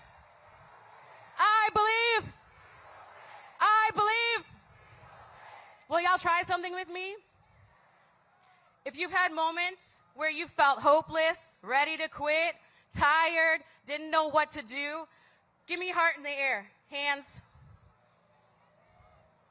I want you to look around and see all the people who think like you, who feel like you. And I want you to see all those people who are going to fill those hearts back up when you are tired, because we have to keep going. And we will be the ones who save us.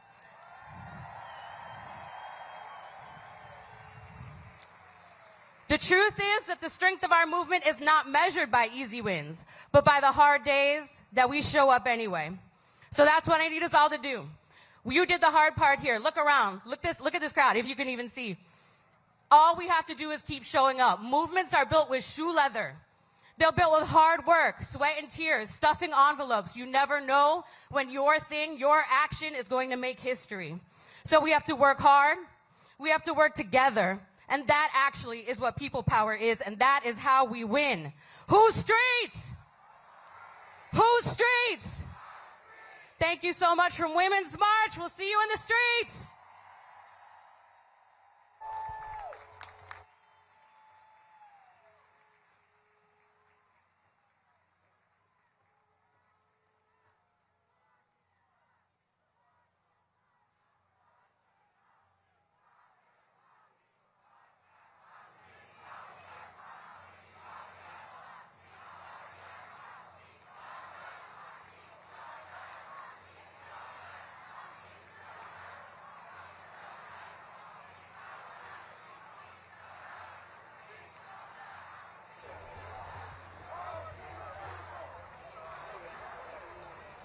Please welcome Executive Director Gracia Martinez Rosas from United We Dream.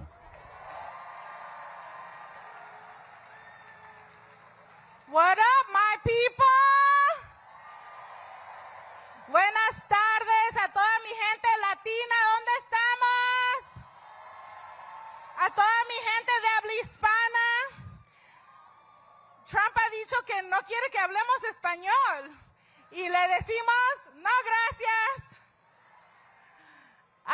My name is Gracia Martinez Rosas. I am an immigrant. I am undocumented, unafraid, queer, and unashamed. I lead the organization, the most beautiful organization called United We Dream Action. We are the nation's largest network of immigrant young people fighting for queer rights, immigrant rights, and the rights of everyday working class people. So y'all look so beautiful. I wish you could be in this place, and there's so many of you. I want you to take a moment to say high fives to your neighbor. Y'all have been here for a while. Say, hey, what's up, neighbor? We're doing this. We got this. Yes. I'm here today because this fight is about all of us. Not just the people standing here in this podium, but this fight is about you. About the people that you love. About the people that you miss. Those we lost and those that we are waiting for, our babies. We are facing a national flashpoint. There's a creepy cult of billionaires. Creepy billionaires that have bought their way into our government. They're so creepy that they think that they can declare power to make their own rules without accountability. They're so creepy that they think that they can do it without oversight. They're so creepy that they think they can do it without consequences. But this country is not theirs to buy. This country is not theirs to buy. This country is ours. It's the everyday people, immigrants, queer and trans people, immigrant workers and families, and our allies. Every single one of us sees ICE snatching our people off the street. Throwing students, moms, dads, friends into mass detention camps here and abroad. From student activists demanding an end to genocide like Mahmoud Khalil and Rumeysa Öztürk, to organizers like Janet Vizguerra and hardworking people like Hilmar, a father from Maryland who was deported to the mega prisons in El Salvador. These kidnappings, they are proof that they are coming after all of us. All of us, whether we have papers or not. And I'm here to deliver a message. I'm Gracia Martinez Rosas. I'm the daughter of Luis and Elia Martinez, immigrants that did the most bravest thing to decide to make this country our home. If they were to snatch me or disappear me at any time, I want you to know that I love this country. That within its borders or outside of it, I will fight to defend the vision of our people. That within its borders or outside of it, we will not stop speaking out against what's happening in our communities.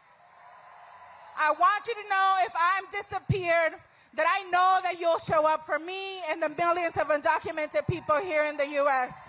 Am I right? Am I right? I don't tell you this to be scared because I'm undocumented and unafraid.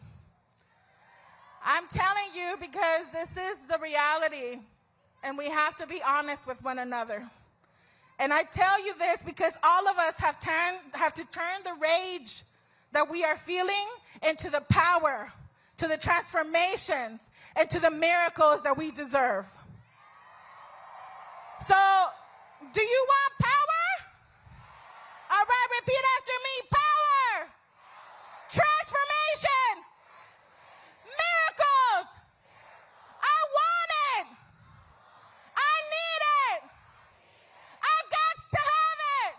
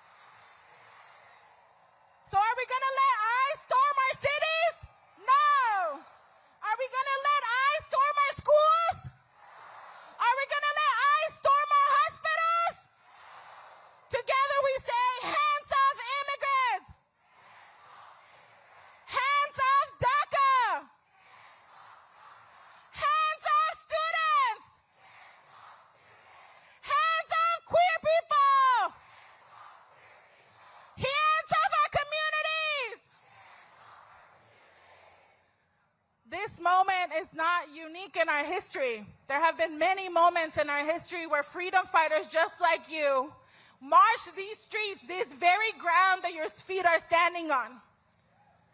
Where it was black leaders leading us into the civil rights era, whether it was queer people demanding an end to AIDS and HIV crisis. We are standing on hallowed ground. And those ancestors have left us visions and stories and songs. And so I want to end with one of my favorite. It's by June Jordan. Are you ready to sing with me? And while you sing with me, as much as we're asking people to have hands off of the things that we love, we're putting our hands up because we're ready to fight. We're ready to put our hands to work. We're ready to put our hands to defend our democracy. Are you ready to put your hands in to defend our democracy? Sing after me. We have come too far. We won't turn around. We'll flood the streets with justice. We are freedom bound. And now we're going to sing it one more time. I want to put your hands in your heart and remember this moment when you feel scared, when you're doom scrolling like sometimes I do, when you're afraid, when you think that you don't know how you're going to pay the bill the next month. This is a present for one another. Are you ready? We have come too far. We won't turn around. We'll flood the streets with justice.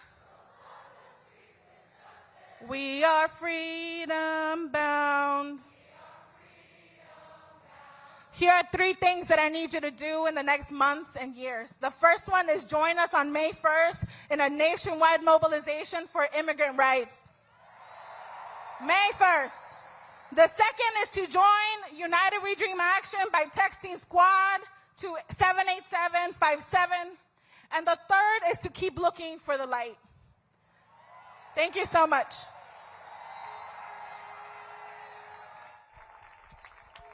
Please welcome back to the stage, Move On Executive Director, Rana Epting.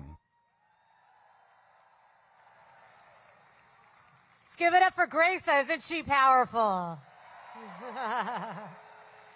All right, look, we're all coming together here because there's so many of us, so many people being harmed by the consequences of the callous, corrupt, and chaotic Trump administration. Boo! And as Trump is using every tool of the government to implement his far right-wing agenda at a speed which we have never seen before, we know he's doing it on purpose so that we can't keep up with the changes and that we eventually lose hope and can't fight back. And he's directly targeting and bullying. What do we say to bullies? Yeah. He's directly targeting and bullying the most vulnerable people in our country. He's trying to tell us that immigrants, our LGBTQ friends, and trans neighbors are making this, they're the reason this country is worse off. Fuck that! It could not be further from the truth. LGBTQ people make our country better, stronger, and more beautiful every single day. It is my honor and privilege to welcome the inspiring Stella Keating, the first transgender teenager to testify before the U.S. Senate, and Human Rights Campaign president and friend, Kelly Robinson.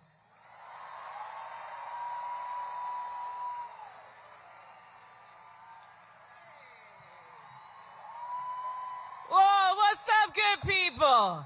It's a beautiful day to defend democracy, isn't it? I'm Kelly Robinson, president of the Human Rights Campaign.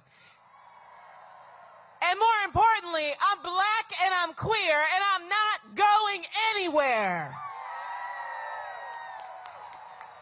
Lesbian, gay, bi, trans, and queer folks, we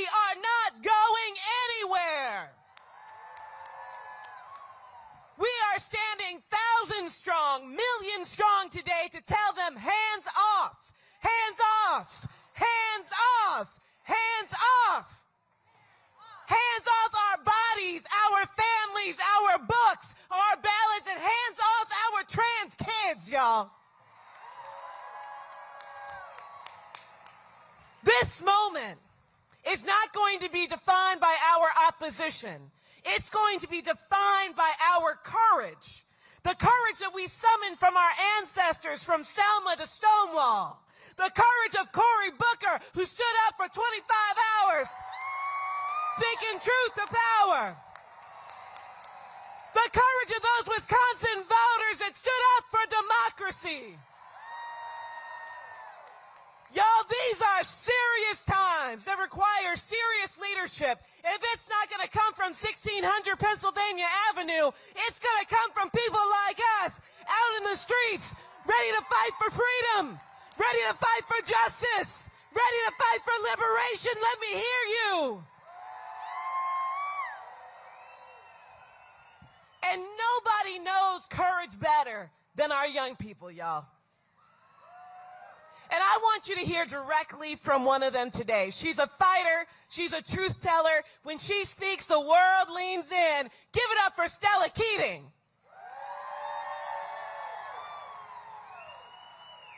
Thank you, Kelly. 4 years ago, I became the first trans teen to ever testify before the United States Senate. They can't take that away from me. I was young, and I believed we were turning a corner. I believed that we would be protected, and I believed that we were seen. But today, the promise that I believed in feels like it's slipping just out of reach. Just yesterday, I had a TSA officer look at my ID, confused, and tell me, pretty sure that's you. That's what it means to be trans in America right now. And while the economy is crumbling and families are struggling, this administration wants you to think that I'm the threat. They want you to think that I'm the threat for visiting my doctor, for using a restroom, or playing tennis, or, God forbid, flying a plane.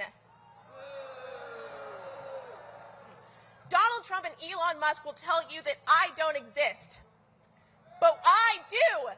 I exist. We all exist. Trans people are here, and we're not going anywhere.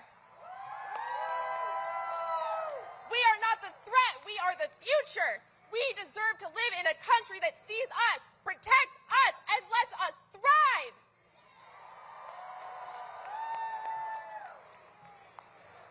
We see you. We see you. We see you. We see you. So the question isn't whether we belong. The question is, what are you willing to do to defend us?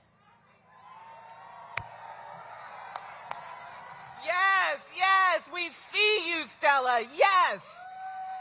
Yes. This moment that we're in, y'all, it demands more than outrage. It demands action. Because the attacks that we're seeing, they're not just political, they are personal, y'all. They're trying to ban our books. They're slashing HIV prevention funding. They're criminalizing our doctors, our teachers, our families, and our lives. This is Donald Trump's America, and I don't want it, y'all.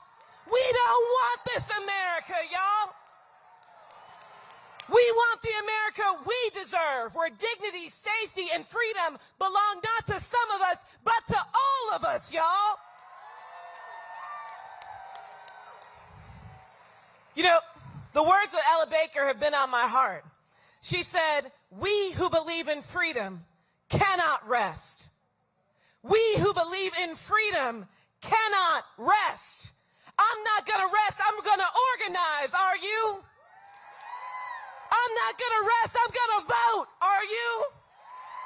I'm not going to rest. I'm going to show up and be loud and proud and powerful. Are you ready to do that, y'all? So let them know, hands off, hands off, hands off, hands off. Let's get to work and let's get free, y'all.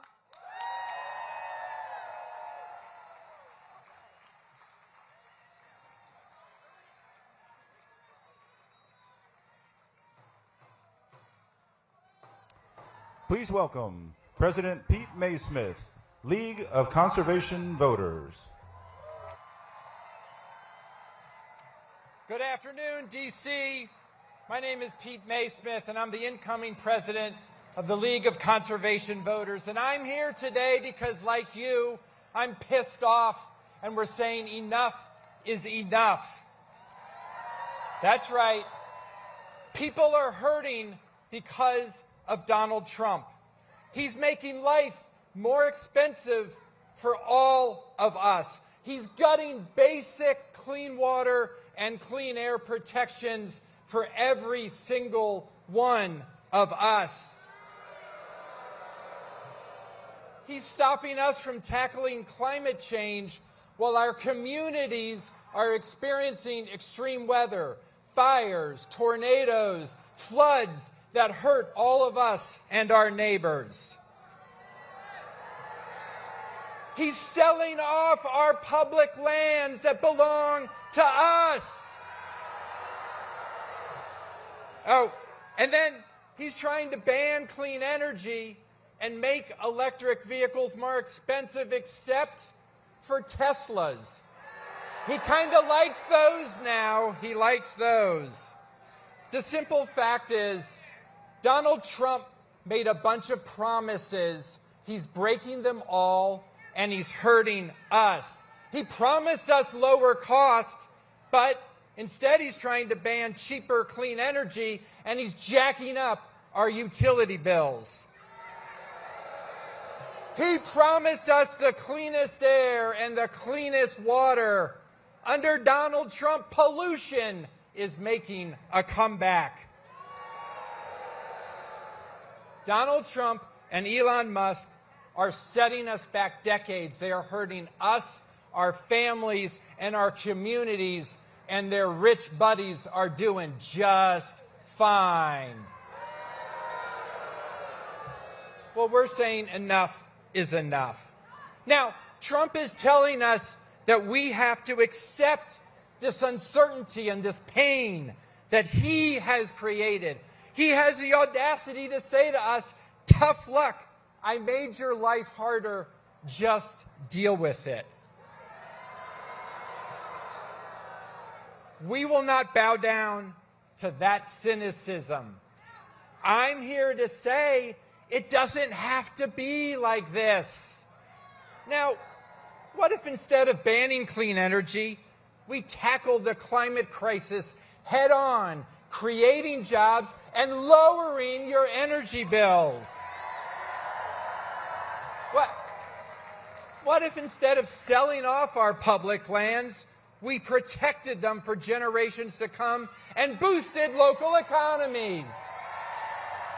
Yeah.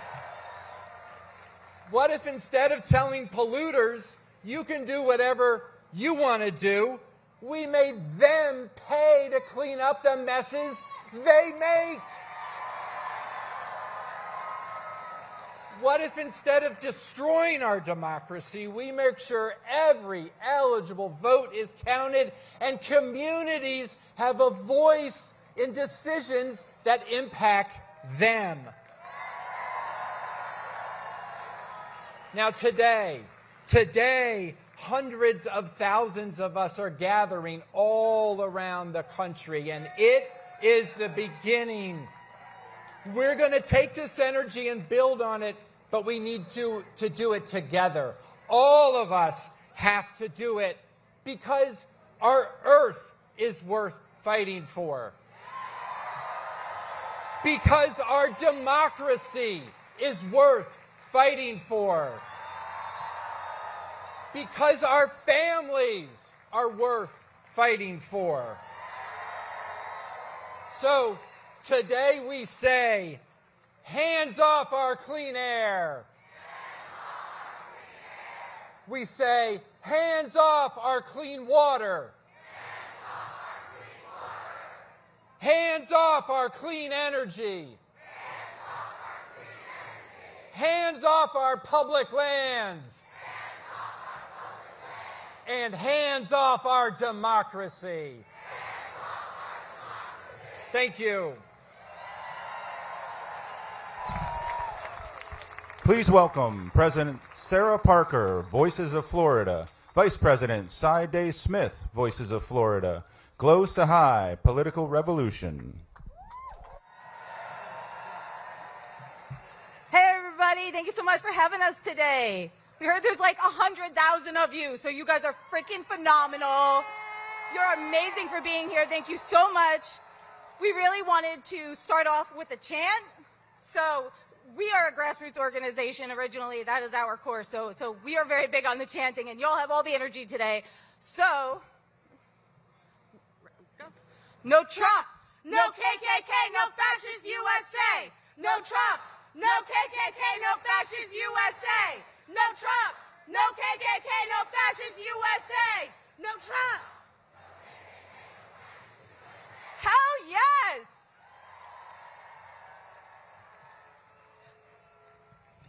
I'm a little tall. I first want to introduce Glow, who is the founder of Political Revolution, also a dear friend, and a national coordinator with 5051. Make some noise. Thank you, Sarah. I've been organizing with 5051 for 3 months since Trump became president, but it feels like 3 years. I first started organizing with Bernie Sanders' presidential campaign 8 years ago. Bernie taught me the importance of organizing with your community and standing up for what is right. He made me realize how wrong things are in this country. He talked about oligarchy and what kind of things can happen in a country where the rich are getting richer and the poor are getting poorer. Where greed is incentivized and made legal. Now we have oligarchs in charge, and we have seen the kind of damage they've done. They are corrupting our democratic processes, controlling our media, and influencing policies that benefit only themselves, widening the gap between those who have and those who have not. But standing here today, I am filled with hope. I see all of you, passionate and ready to fight for a better tomorrow.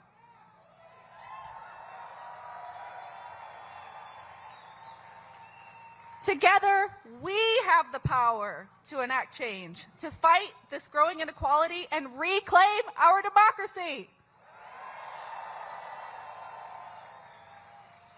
So what do we do now? We organize, we educate, we mobilize, we stand up, not just for ourselves, but for our neighbors, our community, and our future generations.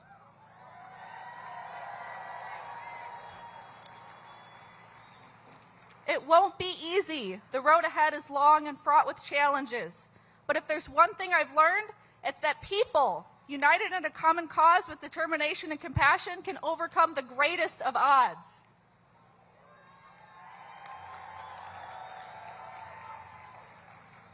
Let's continue to build this movement. Let's continue to stand up for justice, for equality, and for the rights of every single individual.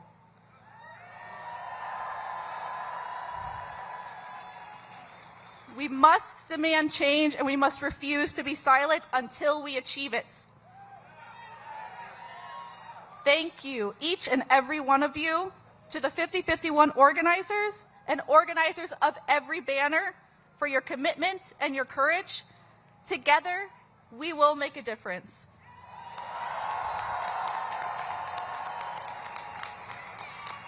This movement is bigger than any one person. Together, we can change this country.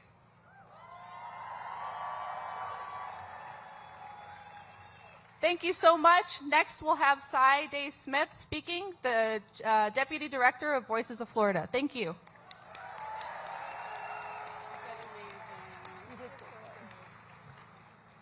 Oh my God, there's so many of you. And you know what? Y'all are just the beginning, because there are people out today marching in 5051 protests all over the nation, in cities everywhere. There are thousands upon thousands. Y'all, my name is Zaide Smith, and I am the Chief Deputy Director of Voices of Florida, a national coordinator with 5051. Now, I'm sure many of y'all have heard about Florida. You'll probably know we've been dealing with a lot of this for a long time. A lot of people have been joking that Florida's that the United States has kind of turned into the Florida of the world. So imagine what it's like to be the Florida of Florida right now. I love that. Listen, Florida has been sort of the testing ground for a lot of what y'all are seeing before you. None of this is really new. It's just straight out of the Florida Handbook. Voices of Florida has been battling in our state for reproductive justice, equitable education, healthcare access, and LGBTQIA+ rights for ages now. A lot of folks wrote Florida off in this nation, just like a lot of people in the world are starting to write off America. But our problems are everybody's problems, and that's how we wound up here today. So we are so grateful to be sitting at the table with 5051 to combat these issues on a national level with new activists like yourselves to give y'all access to the resources that we didn't have when we first started.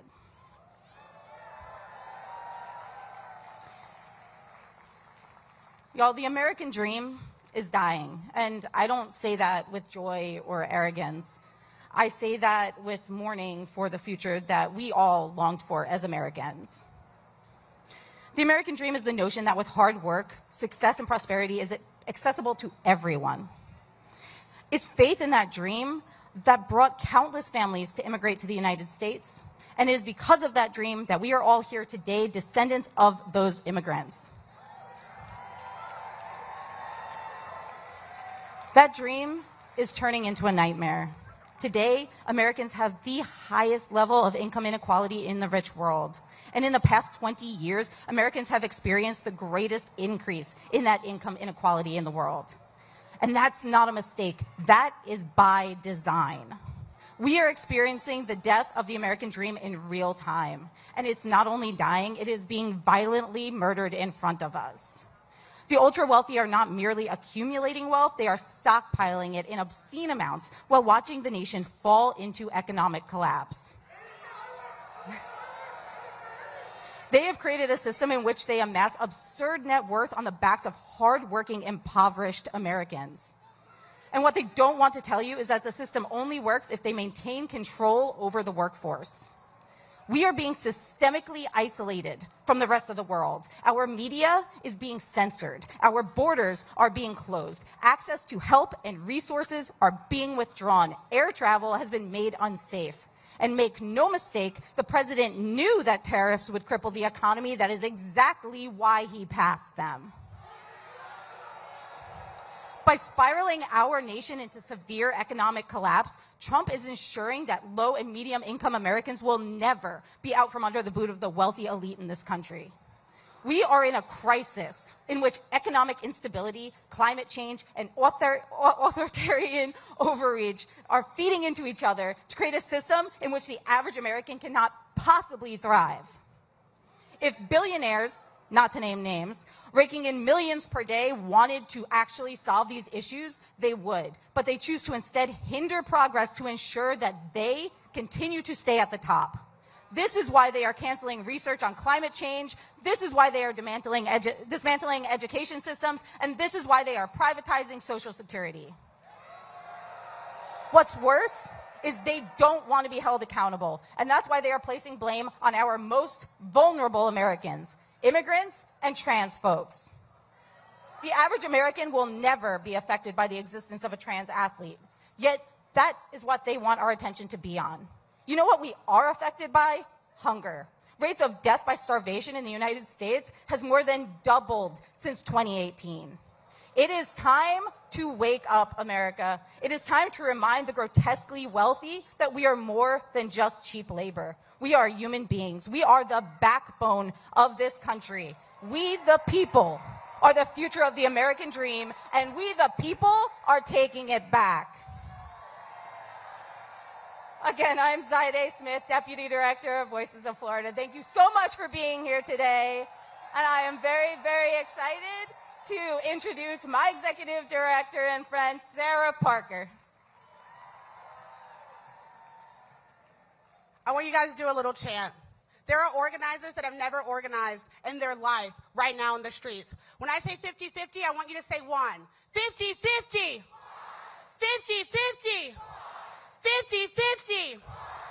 My name is Sarah Parker. I am the executive director of Voices of Florida and a 50-51 national organizer. But more importantly, I'm a mother. Let me be clear. 50-51 is not just a movement. It is a declaration of independence. We have no leaders, and we are beholden only to our values and to the people across this land who dare to dream, hope, and to believe in a better tomorrow, a better world, and a better America. 50 states, 50 capitals have now turned into one movement.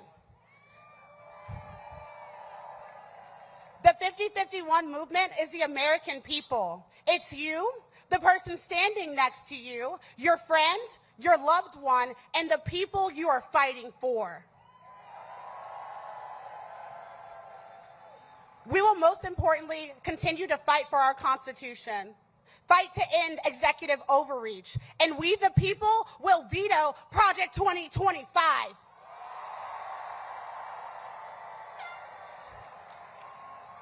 What started as a single post on Reddit by a user has now grown into a full-blown movement. From the smallest whispers of dissent to the loudest roars of defiance, 50-51 is powered by the hope, the work, and the dedication of every state, every city, and every voice. We are a movement and a force, fueled by the unshakable belief that we deserve more. And as we stand here today in the belly of the beast, I want to remind you, this administration isn't just attacking our rights. It's unraveling the very foundation of our freedom. They seek to rip apart our Constitution, bully other nations, destroy our livelihoods, and turn neighbors against neighbors.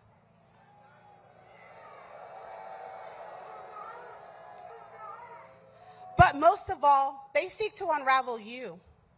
They want to steal your dreams, extinguish your hope, and erode your faith. Their goal was never simply to capture the White House or subvert our Constitution. It was to break us, to leave us hopeless, exhausted, and fractured. But I'm here to tell you, we will be damned if they succeed.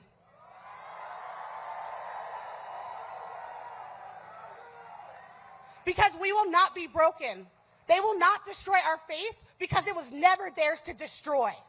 We will not tolerate the eradication of our First Amendment rights.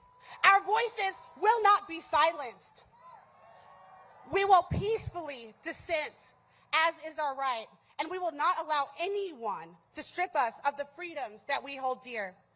They will not strip away our hopes, for hope courses through the very veins of this nation. It is embedded in every pivotal moment of our history. Hope built this country. Hope transformed this country, and hope will carry us forward.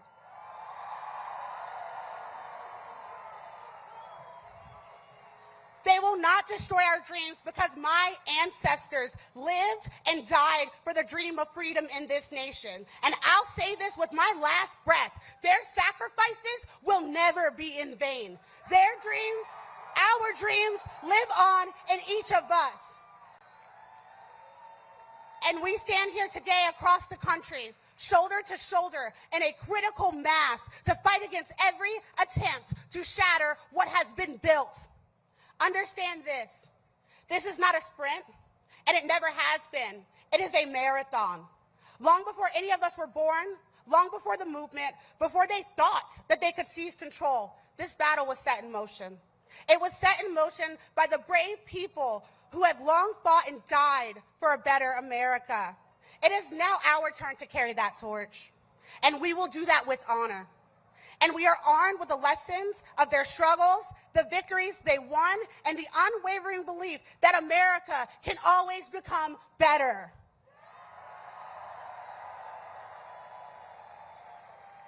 The fight for freedom, equality, and justice has never been easy, but it has always been worth it. And in that spirit, we rise together with all of these amazing organizations as not just a movement, but a coalition under one simple truth. This is our civil rights moment. This is our call to action. It is our power. It is our voice. It is the essence of who we are and who we've always been, a people who will be damned if we are silenced.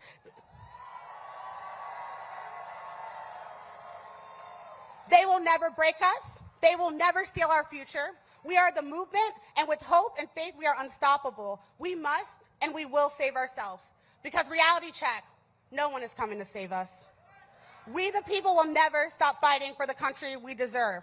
You are, I am, we are all 50-51.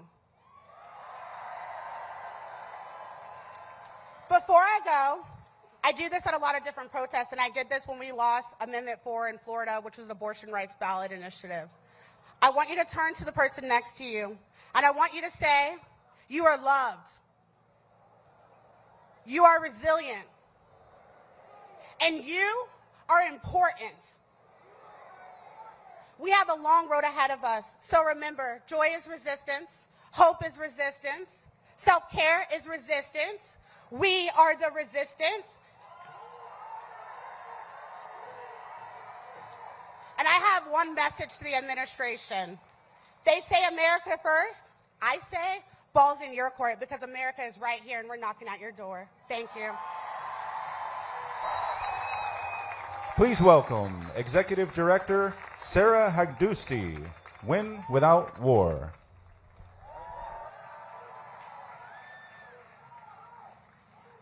Hi, everyone. My name is Sarah Hagdusti, and I am the Executive Director of Win Without War, a movement of 200,000 strong across the country. And I am here today to tell Elon Musk and Donald Trump to keep their hands off our families. Donald Trump tried to tear my family apart. When the Muslim ban first came down, I was pregnant with my first child and terrified that my mother would not be allowed in the country because she, like me, simply happened to be born in Iran. And I want to say thank you to every single person who showed up today, because it was because of protests just like this, as well as legal action from our movements, that my family was okay. That said, there are so many others who are not. Because Donald Trump wants us to believe that families like mine and families like yours should have to suffer, be separated, or even die because of his warped notions of national security. Donald Trump claimed that it was because of national security that Mahmoud Khalil was abducted in front of his wife, who was 8 months pregnant, and shipped off to Louisiana because of his free speech. Donald Trump claimed that it was because of national security that Romeza Öztürk, a PhD student, was abducted by masked agents and shipped off for daring to publish her opinions. Donald Trump claims that it was because of national security that immigrants are being arrested and shipped off to mega prisons in El Salvador run by an autocrat. And one of the people he shipped off was Kilmar Abreu Garcia, a dad who lived down the road in Maryland, who came here to flee gang violence. Donald Trump tells us it's a matter of national security that Bibi Netanyahu ripped up the ceasefire and is now back to slaughtering and wiping out whole families in Gaza. Now let me be very clear. Not a single person here is more safe when parents in Gaza have to dig with their bare hands through rubble, hoping that their kids are alive. Not a single person here is more safe because the families who lost loved ones and had loved ones taken hostage by Hamas during the horrific October 7th attacks are still waiting to have their loved ones come home. When Donald Trump cozies up to dictators like Putin, when he takes away critical HIV treatment from so many in need, when he lets food rot in warehouses instead of giving them to people, he makes every single one of us less safe. That's why I'm here today to say, hands off our families. Hands off our students.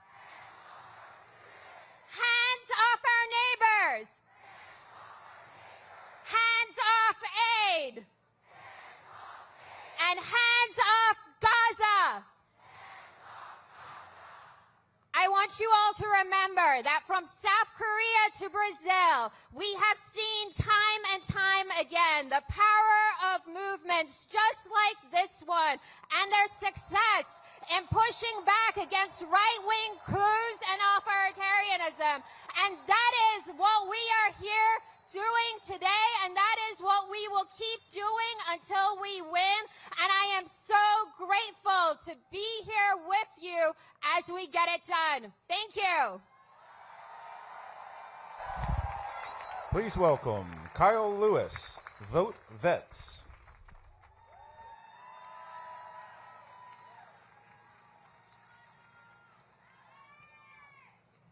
Oh my gosh, you guys look fantastic. I wish you could see this. Great work on the signs too. You guys did a fantastic job. You showed out today. Hey, so it's great to be here with so many of you beautiful, smiling people. My bad. My name is Kyle Lewis, and I'm here with Vote Vets, the first and largest organization for progressive veterans in this country. I'm a veteran, a father, a Medicare beneficiary, and a stage 4 cancer thriver.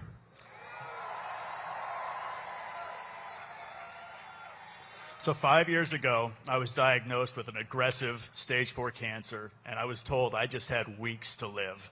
My doctors recommended I begin an innovative immunotherapy treatment. This treatment involved experimental drugs, which were part of a clinical trial funded by NIH through Johns Hopkins Hospital. Absolutely. Shout out NIH. You did hear me say were there. I use the past tense because that's no longer the case. The counterfeit king and his jackass jester have taken their chainsaw to NIH funding and jobs. They've hacked apart the Department of Veterans Affairs, disrupting vital health care to veterans like myself. And they've shamefully fired critical health workers.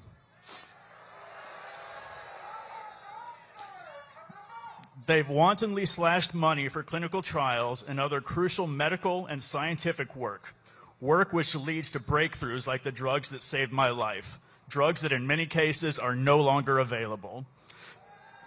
My life and the lives of millions of Americans with cancer and other life-threatening diseases are now at even greater risk. The lives and well-being of veterans are at risk. All of this because the greed and inhumanity of a tiny number of obscenely rich billionaires. Absolutely. They want to fleece the people's government, our government, and seize more money for themselves. And make no mistake, these are our tax dollars. This is our money. These are our services. I was and remain extremely lucky to be here. That clinical trial and those drugs saved my life, and they're the only reason I'm standing up here speaking to you today. They're the only reason my young children got more time with their dad. If I received my original diagnosis today, I wouldn't be so lucky. If my cancer comes roaring back, and the available data suggests that it will, I won't be so lucky. All across our United States, we have family, friends, neighbors, and coworkers who have suffered through cancer and other deadly diseases. We know veterans who depend on VA health care. Our lives are now at greater risk because my life-saving treatment and others just like it have been destroyed by this administration. Funding for medical and scientific research is a core government function. It will not and cannot be replaced by private companies. We've seen what happens when we do that. We get the Sacklers and the opioid crisis. We get skyrocketing insulin prices. We get Martin Shkreli and unobtainable HIV treatment costs. I did not vote for the felonious Pharaoh, and no one voted for his wannabe Willy Wonka, both of whom are destroying our livelihood. To them we say, hands off medical research. Hands off science. Hands off Veterans Affairs.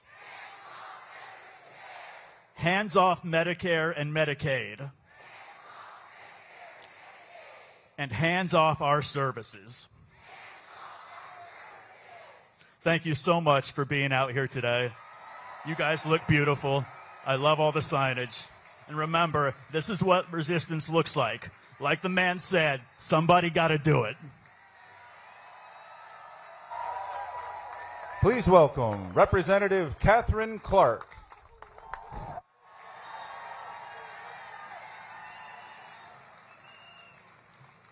Oh, it is such a beautiful sight to see over 100,000 patriots. So I'm the whip in the House, and I count the votes and make sure that we stayed unified. And I want to tell you, you are putting on one hell of a whip operation here.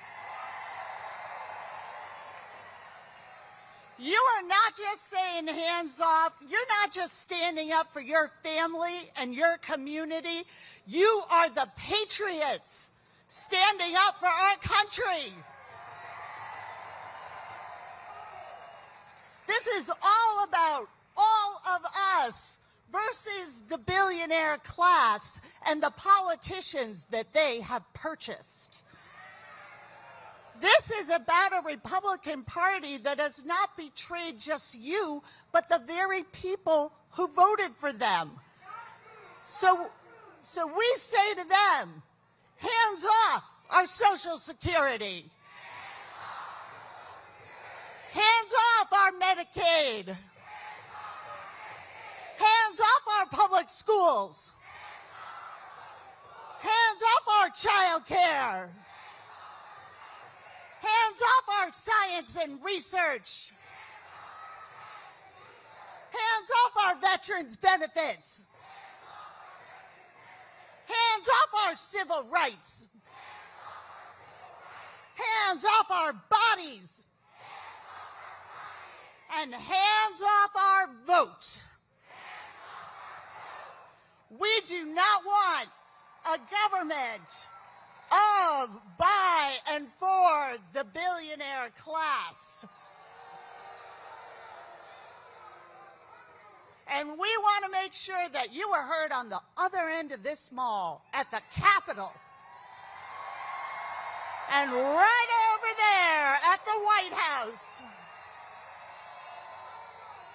And we're going to tell them, we see your cowardice. We see that you have chosen power over our country, over democracy. And we're here to tell you, we're not going to stand for it. What we're going to do is stand together against the lies they're telling us every single day, against the fascist lie that our bodies are not our own, that non-white means non-qualified, that billionaires are worthy of dignity more than working families. The lie that our children should go to school hungry and that our seniors should die in poverty. So these have been desperate times, and we can get full of despair. That's the strategy. But I'll tell you, look around. Our power lies in our number. So we're going to keep up the fight, and we are going to build a future that is worthy of our children. Thank you for being here. Please welcome Co-President Rob Weissman, Executive Chair Norm Eisen, State Democracy Defenders Action, National Campaigns Director Anu Joshi from ACLU.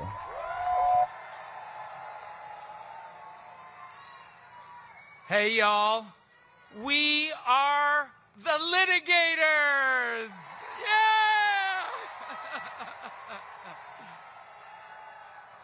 With our big coalition of hundreds of democracy and civil society groups, labor and federal employees, and ordinary folks like the over 100,000 of you,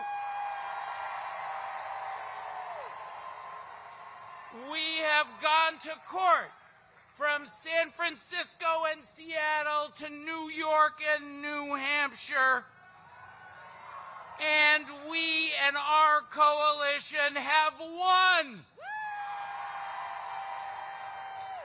More than 50 court orders stopping Trump and Musk and their cronies.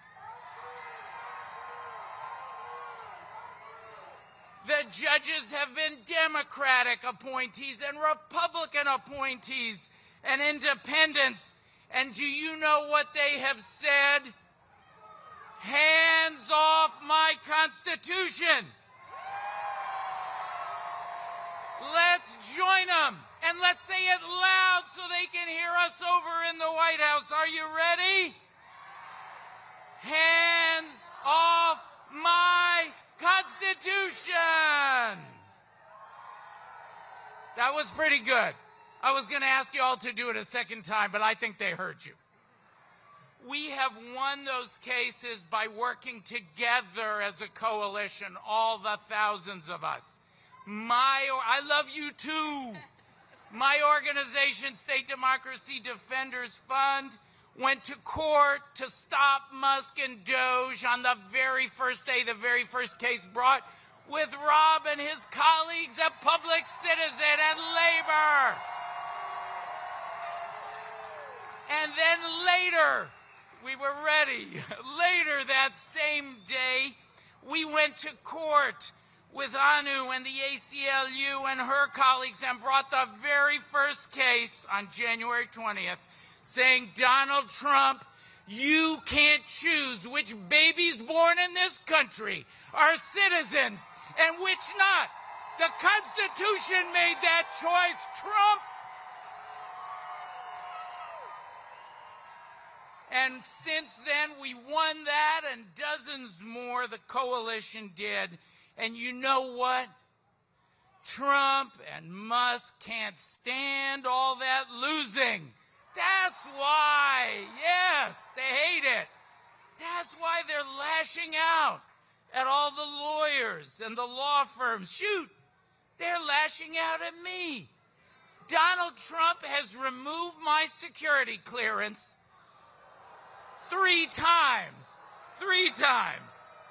I don't know if it's a mental capacity thing and he just forgets that he did it, or if he takes it away and then when he loses again, he says, turn it back on so I can feel better about all the losing. Anu, what do you think?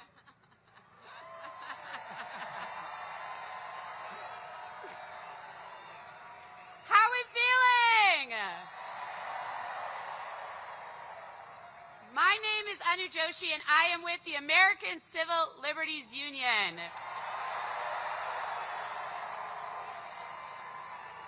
In the just over 2 months since Inauguration Day, the ACLU has filed over 30 lawsuits against the Trump administration for their extreme, cruel, and illegal actions. And we are winning, and we are not slowing down. But the truth is, while fighting and winning in court is important, we all know it's not nearly enough. We need the power of the people. And together, we must demand that our members of Congress and our governors and our mayors and big law and university presidents and CEOs get in these damn streets with us. They need to show us that they will not capitulate to the Trump administration's threats. The Trump administration's attacks on our right to dissent are the biggest threat to the First Amendment since the Red Scare. The unconscionable and unconstitutional arrests of international students and scholars should alarm every one of us. ICE has illegally snatched people from their homes and neighborhoods, threatened their legal status, and sent them across the country with no notice to their loved ones or their lawyers. All of this in direct retaliation for constitutionally protected speech. The government cannot punish us because they don't like what we say. That's not my opinion. That is central to the Constitution. One of those students that was rounded up is our client, Rumyesa Öztürk, a Tufts University student who is illegally accosted and arrested outside of her home by plainclothes federal agents and then sent over 1,000 miles away to a for-profit private prison in Louisiana. And all of this terror inflicted because she co-wrote an op-ed for her student newspaper. That's why the ACLU of Massachusetts, CLEAR, and Masa Kambabi are standing with Rumyesa in court in defense of her First Amendment rights. The government cannot punish us because they don't like what we say. I want to end with a statement from Rumyesa that she shared with her legal team earlier this week. I am a PhD student working with children and youth. We know that injustice in the world and systemic brutality towards people of color has long-lasting negative effects on children, youth, and other communities. Writing is one of the most peaceful ways of addressing systemic inequality. Efforts to target me because of my op-ed in the Tufts Daily calling for the equal dignity and humanity of all people will not deter me from my commitment to advocate for the rights of youth and children. And we cannot let it deter us from fighting for the future of this country.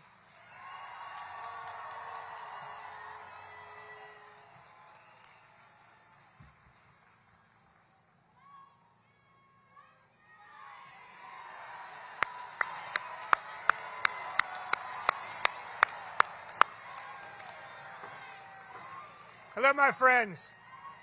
I'm Rob Weissman with Public Citizen. As you have heard today, and as you know, we are living under the most lawless, Constitution-trampling administration in American history.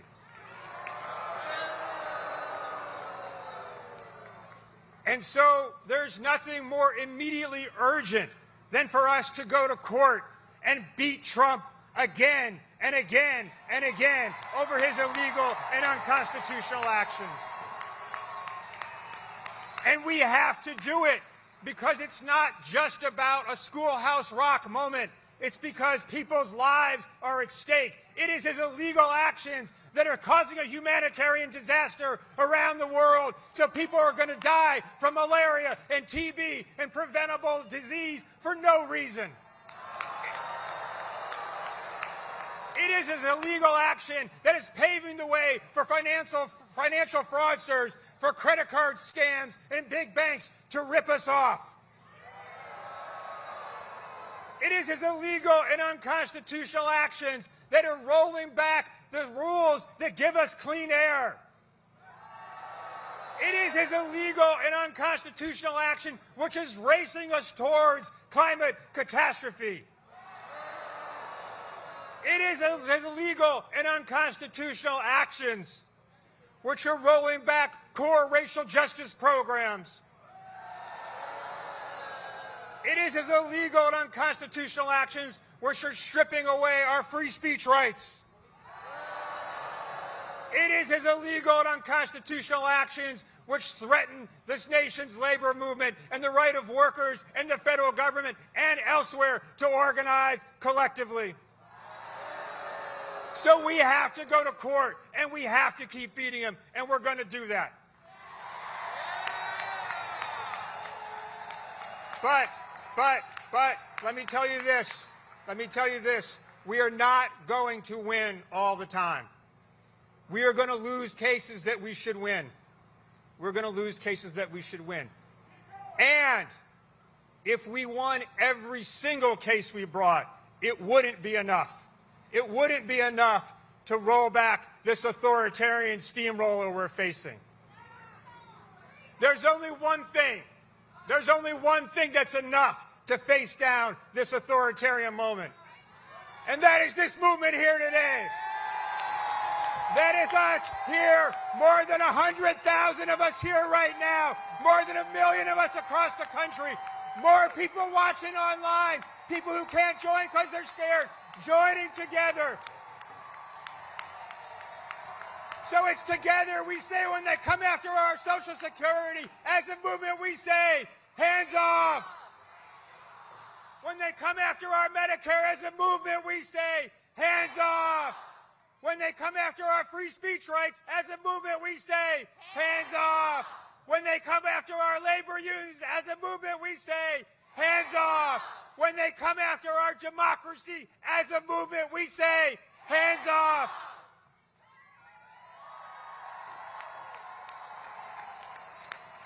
That's how we're going to win. Hands off. Hands off to Musk. Hands off to Trump. Hands off to authoritarianism.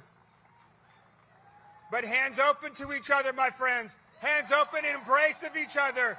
And hands together in solidarity. Hands together in love. Hands together in community. Hands together in empathy. That's how we beat autocracy. That's how we beat oligarchy. That's how we beat Trump. That's how we send us back where he belongs. That's how we rescue our democracy. Together, hands together, hands together, hands together, hands together, hands together.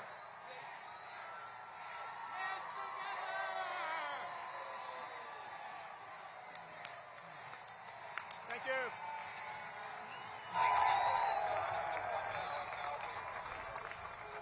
Please welcome Interim Executive Director Portia Allen Kyle, Color of Change.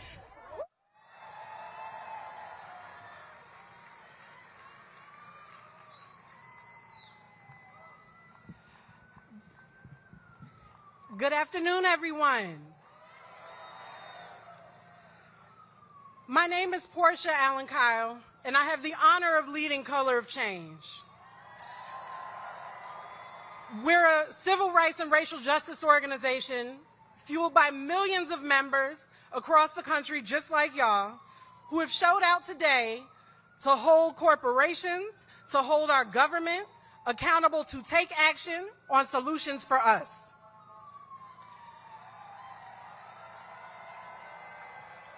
I wish we were gathered here under different circumstances, but 100,000 plus people here and millions of folks across the country coming together to stand up for our future is a beautiful thing.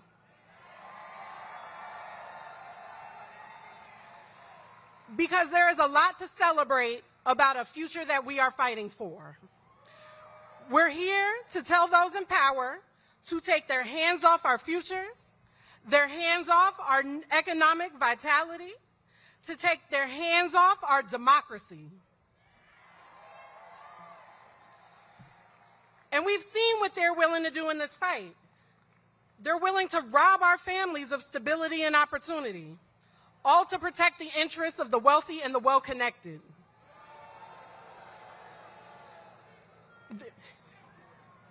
They're willing to steal the dignity of our elders by plundering Social Security, treating a lifetime of hard work as expendable and disposable. They're willing to gut the jobs of government workers who keep our communities running and keep our communities safe, just to consolidate power and profit. And this is just the latest chapter in a story and a long history designed to strip Black communities, Indigenous communities, Latino communities, queer communities, and our disabled brothers and sisters from our power, our purpose, and our possibility. But they can't. And we won't let them. The goal of this administration's agenda is predicated on anti-Blackness and a neo-segregationist agenda and approach that is seeking to erase us and erase our history. And while they seek to break us to embolden themselves, I'm reminded of the words of Alice Walker, prolific writer, Black womanist thought leader, who said there are those who believe that Black people possess the secret of joy, and that it is this that will sustain them through any spiritual or moral or physical devastation. And as a Black woman who has experienced the cruelties and injustices of this world, but who will not let it break me, I know her words are correct. She says resistance is the secret of joy. And that's something I want everyone here to remember today, because there's something that is viscerally satisfying when we say absolutely the fuck not. We must remember to find joy even in the darkest of times, because our joy is resilience. Our joy is defiance. Our joy is the sustenance that keeps us fighting for freedom and justice. And that joy and that motivation will take us a lot further than the hate that fuels them. Because this isn't the first time that segregationists, bigots, and the privileged wealthy elite have tried to steal our joy. And so shout out to all of us that work for a living. Shout out to all of us that know adversity, that have experienced it throughout history, and yet have found joy in community, found joy in togetherness, found joy in the collective imagination and fighting for a just and equitable world that we just haven't experienced yet. And as always, it will be Black communities, communities of color, queer people, disabled folk, and our allies who are on the front lines fighting for our freedoms. And so we tell people in power, hands off. Let the words, let the community, let the joy to be found today sustain you, nourish you in the coming days, months, and years fighting this terror. But it can't storm forever. Remember that joy is the lifeblood of resistance and defiance in the face of evil. That dancing, creating, and I see the signs, I know y'all are creative. That marching, that protesting, that standing up against this neo-segregationist tyranny and authoritarianism, that we will continue to say hands off, that we will continue to find joy in the resistance, and we will resist with joy. Thank you. Please welcome Gabriel Eaton, Planned Parenthood.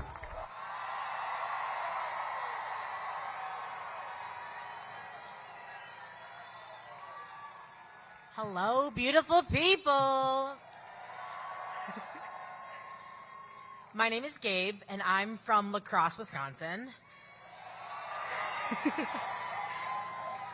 That's the Wisconsin where the richest person in the world spent millions of dollars trying to buy a state Supreme Court seat, and he failed.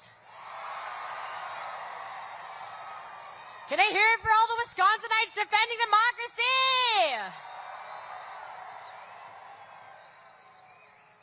Let me tell you a little bit about myself. I am Black. I am Filipino-Japanese, second generation.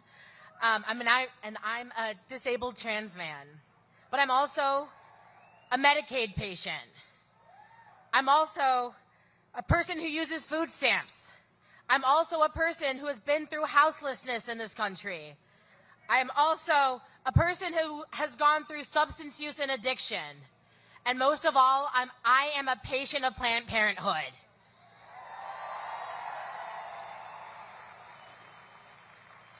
I am everything that Donald Trump and Elon Musk want to erase. I am everything they want to silence. With every executive order, with every safety net they slash, every hateful word they say, they want me to go away. So in case they're listening down the street, which I doubt they are, hello, I am here. I exist. We as people all exist.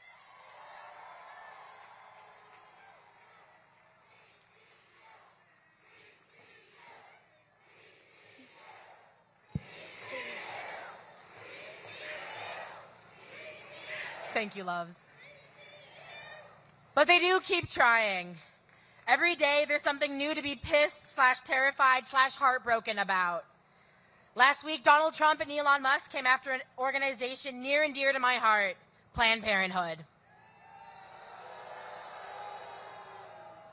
Show of hands, how many of you have been to a Planned Parenthood for care? Or has had a neighbor or a loved one go? I love you all. Thank you. I'm not at all surprised nor shocked because 1 in 4 people have been to Planned Parenthood. It's for our communities and for our neighbors. I've been a Planned Parenthood patient many times over for an IUD and birth control, for life-saving HIV protection through PrEP, for testosterone, for an overabundance of condoms and safer sex materials, for letters of support for my top surgery. Planned Parenthood has our backs. And I've always had Planned Parenthood's back, but I'm now here to support and show my love for this organization. And I'm also here to tell you what you need to do. You need to call your members of Congress. You need to call your local politicians. Tell them to protect Planned Parenthood patients by any means necessary. This isn't an ask, this is a tell. Tell your friends, tell your neighbors, tell anybody who will listen to you. Tell them to keep their hands off of our health care. Hands off our health care. Hands off our health care.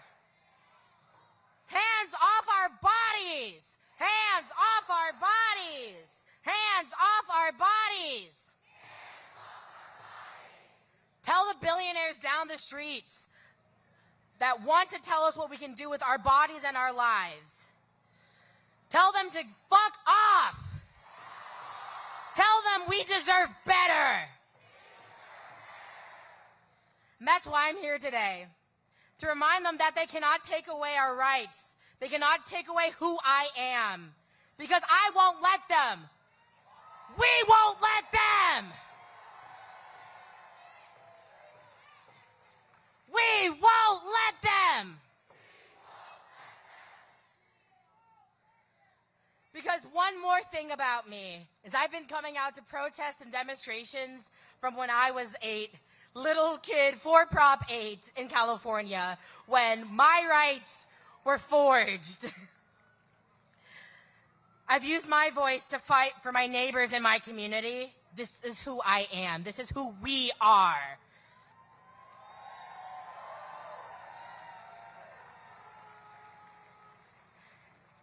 And I know there's always something that you and I can do to fight back. We can volunteer.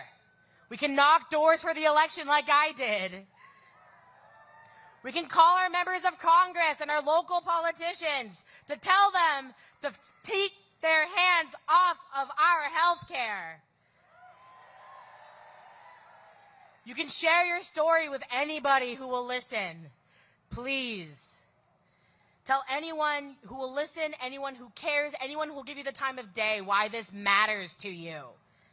There are hundreds upon thousands of us, and we are not going away. We will not be erased. I love you all. Thank you so much. Please welcome to the stage Executive Director Kaya Chatterjee, Free DC. You all look so beautiful out there. Give yourselves a round of applause. My name is Kaya Chatterjee. I'm the Executive Director of Free DC, and I'm here because I know that everyone here agrees that DC deserves better than what we're getting right now. DC deserves to manage and run and have our own budget. DC deserves to have our own laws. DC deserves to have elected officials that represent us, the people of DC, and our interests, people who we elected to represent our interests. And DC deserves to maintain our status as a sanctuary city. There's nobody who should be able to take that away from us because that is what we voted for here in DC. Now, this administration is attempting a power grab in so many ways, but is also attempting a power grab over the people of DC and DC communities. And it is up to us, it is up to all of us to stop them. Whether or not you live in DC, it is up to us. We have to stop them because when we talk about DC, we are talking about more than just any old city. We are talking about the capital city of this country. And for a leader like this one that lives in that house behind you all, they are consolidating power so fast. They are trying to control the capital city. That is how they want to stifle us. It's how they want to stifle protest like this. It's how they want to stifle dissent. And that's really dangerous to let them come after DC, the capital. This president is following an authoritarian playbook. He's doing the things that authoritarians have done throughout history to concentrate power and to break down democracy. We've seen him, right? Dismantling federal agencies. Anyone seen that? Retaliating against critics. Allowing some people who he likes to operate above the law. This is what authoritarians do, and we cannot let him take over our capital. It is up to all of us to stop them. And here in DC, we are uniquely powerful. It has always, in every country where we've seen people rise up against authoritarianism, it has always been people in the capital city who rise up. And Free DC is here to build the movement that it will take to make it clear that we, all of us, inside, outside DC, we will not comply.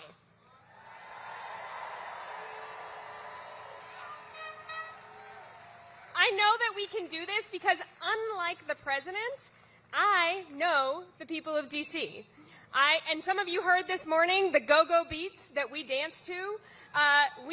We saw some of our students up here this morning, our beautiful students who are brilliant, and we know that our neighbors are connected to each other and in communities that love each other. Those are the things that make it impossible for a leader to oppress people. Those communities, those relationships, that beauty, that creativity. So we heard just a few minutes ago a lot about the importance of joy. I want to ask you all to say it with me, to be a part of this movement for joy, because we are going to need to push back. Here in DC, about 3 weeks ago, we did something pretty unprecedented. We flooded 100 Senate offices at once, and we actually, so we didn't get them to save democracy because they didn't have the spine for that, but we did get them to actually pass a standalone bill that let us use our own local dollars in DC. They tried to take that away from us.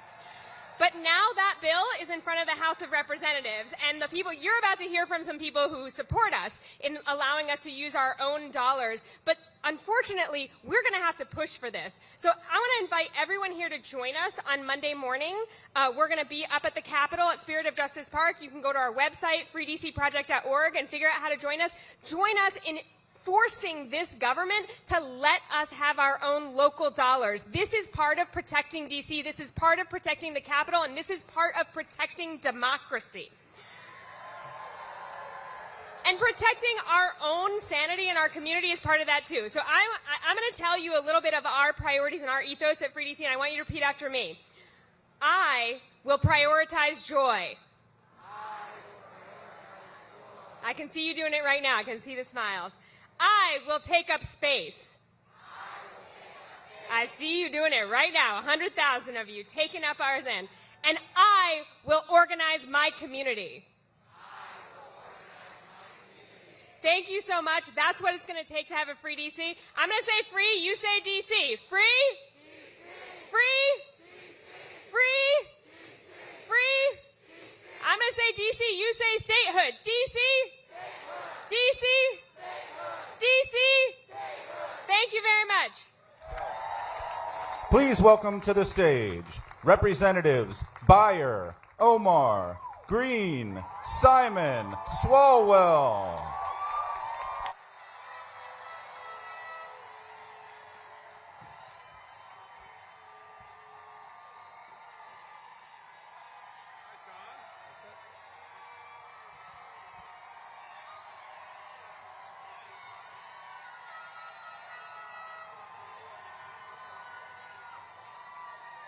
My name is Don Barber, and I am ashamed of what Donald Trump is doing to our country.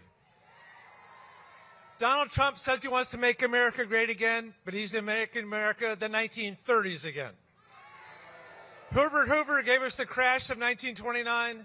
Donald Trump gave us the stock market crash of 2025. Herbert Hoover gave us Smoot-Hawley and the Great Depression. Donald Trump has given us the largest tariffs ever in American history, a plunge in consumer confidence, and he's destroying our economy. The Great Depression, 1930s, gave us 25% unemployment. Elon Musk has already fired hundreds of thousands of people, government, federal employees, contractors. Lee Zeldin's gutting the EPA. They had no EPA in the 1930s. They had the Dust Bowl. Donald Trump is cutting the CDC. They had no CDC. Instead, millions of people died from polio, from measles, from tuberculosis. Donald Trump's gutting the NIH. In the 1930s, cancer was a death sentence. And then there's the Department of Education. They fired half the people. All of their civil rights organization. They had no Department of Education civil rights, and all of our schools were separate but equal. And then there's diversity. In the 1930s, if you were a Jewish American or a black American, you were denied neighborhoods, jobs, society, education. Women could be secretaries, teachers, and nurses if they were unmarried. And if you were gay or a lesbian or trans, you led a life of complete secrecy and repression. We are not going back. We will be fearless, relentless, angry, smart, and we will be tireless. My favorite wisdom is all life asks of us is that we live it with courage. So let me give you one of the most courageous members of Congress, my friend Ilhan Omar from Minnesota.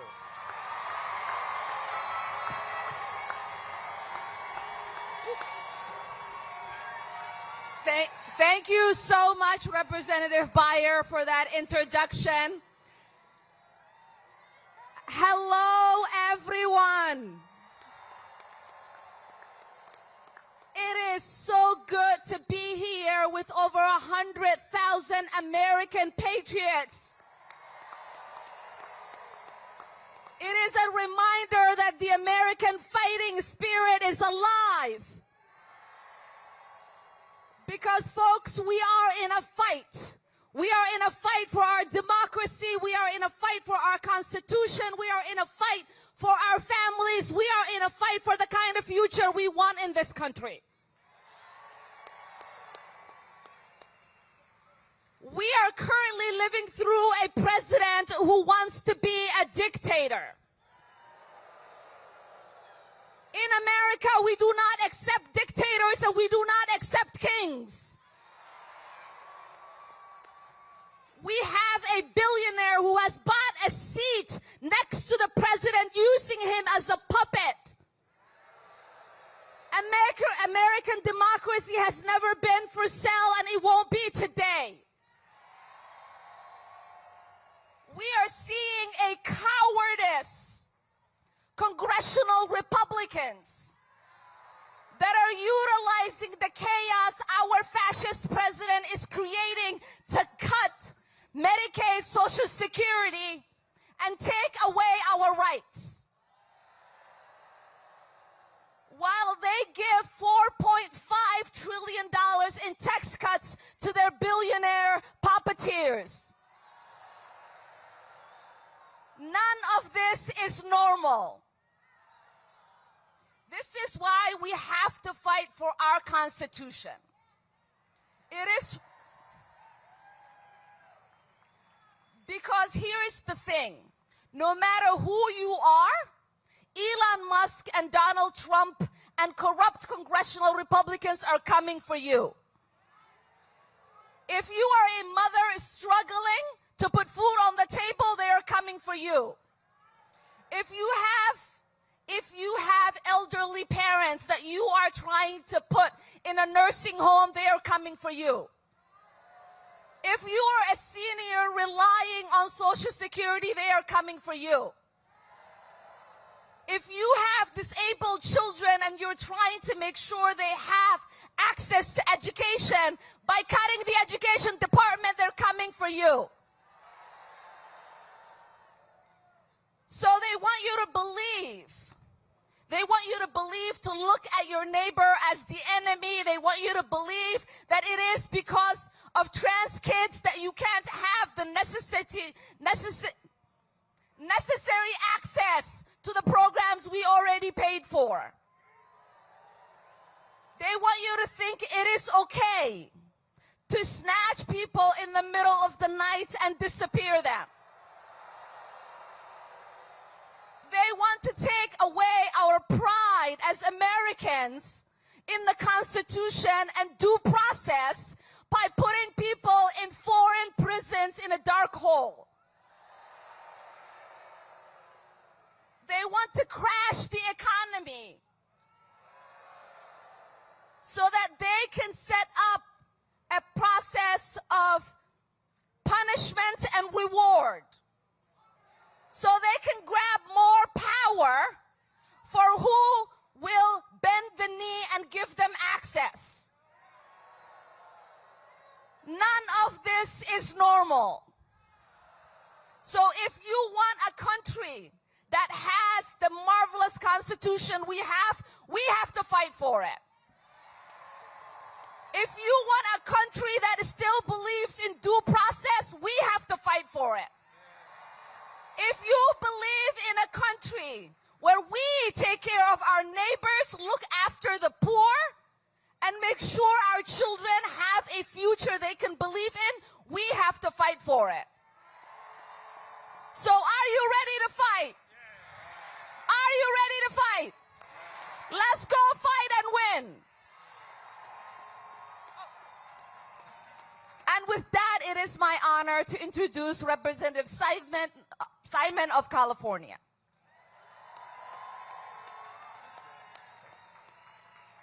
Hey, good people. So I've been in the United States Congress for about 3 months.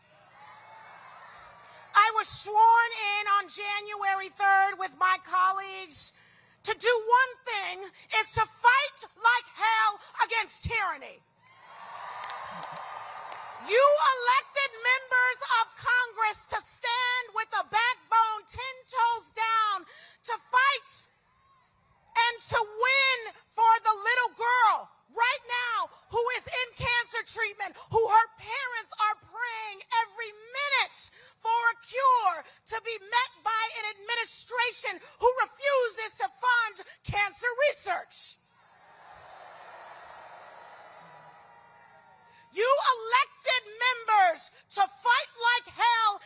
deny their vote to a slimy administration who has proved time and time again that their cruelness is beyond no end.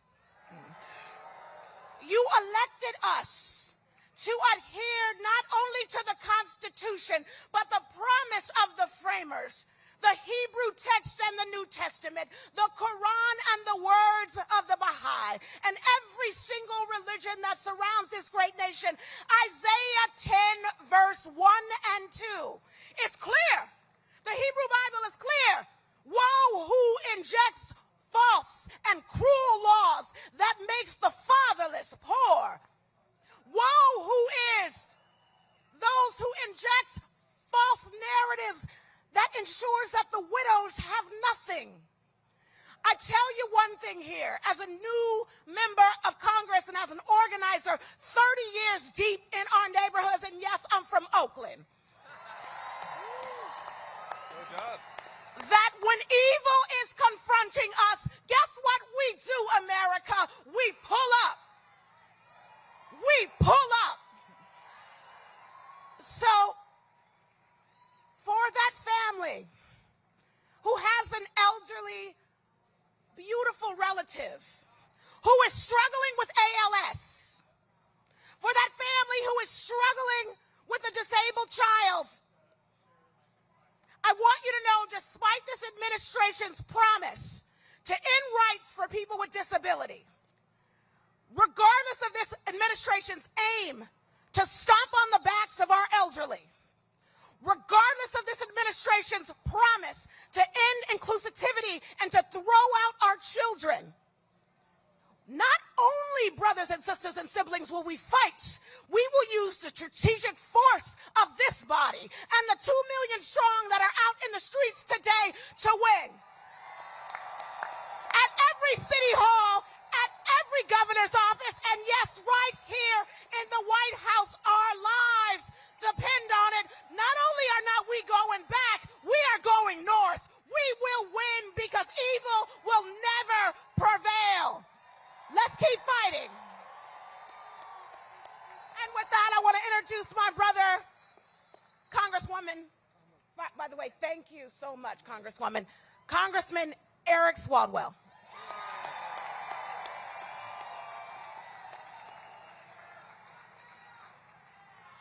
This is what kicking the shit out of fascism looks like. This is what it looks like. We've seen a lot of people cave to fascism in America. We're not. We've seen the CEOs cave. Will you cave? We've seen the law firms cave. Will you cave? We've seen the colleges cave. Will you cave? We can't cave. My name's Eric Swalwell. I'm the son of a cop, a mom who was a baker, and I went to college as the first in the family on a soccer scholarship. And before every big game, before every season, the coach would tell us, I want you to close your eyes and think about what does that last moment of the game look like? And I want you to think as we begin this season of democracy, what does the last moment of this march look like? We win! That's what it looks like. It's justice. It's redemption. It's accountability. And it's renewal. Because as you stand here right now, we have gone from a Trump slump to a Trump train wreck. We are going into a red recession. Our 401ks are 201ks. Our costs at Walmart and Home Depot and Target, where 4 out of 5 of the things we buy are from overseas, are going up. And where is Donald Trump? He's golfing. So to Donald Trump, I say, get your ass off the golf course and face the people.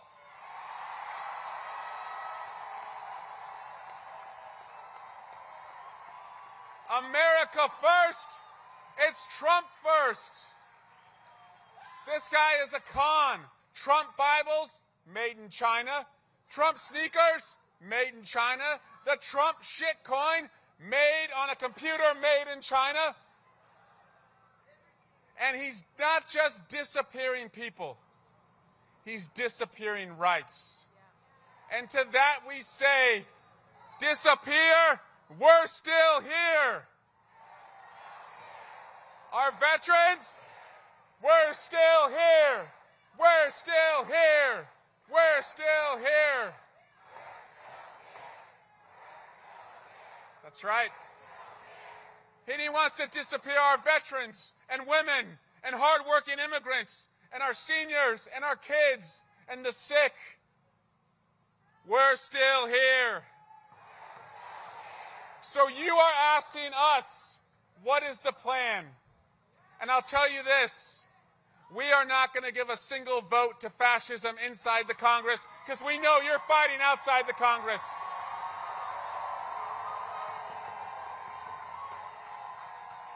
And so small victories will bring us big victories. We had a victory last Tuesday in Wisconsin. Thank you. We need a victory later this year in New Jersey and Virginia in the governor's race. And then we're going to march all the way to the midterms, and we're going to win on November 4, and we're going to cut our time in hell in half. So what my colleagues and I want to ask you, because just about a mile from here on January 6, 2021, we saw the bravest police officers. They showed up and they defended our democracy. And you don't have to put on body armor. You don't have to take a stun gun to your neck or a Confederate flag to your head. You don't have to suffer a heart attack or a stroke or traumatic brain injury, as we saw from Officer Mike Fanone or Harry Dunn or Danny Hodges or Sergeant Cannell and so many others. But if you show up with the same integrity and the same passion and the same vigor and love for our country that they showed, we will win. So April 5, this day, April 5, will be the day that America came alive. And when I am asked on November 4, 2026, when we win the midterms, how did you know? How were you so confident that we were going to win? I'm going to tell them. Because on April 5, I stood in front of a monument to freedom with people from all over the country, with people who work so hard and dream so big, and they said, we're not going to be fucked with. Thank you.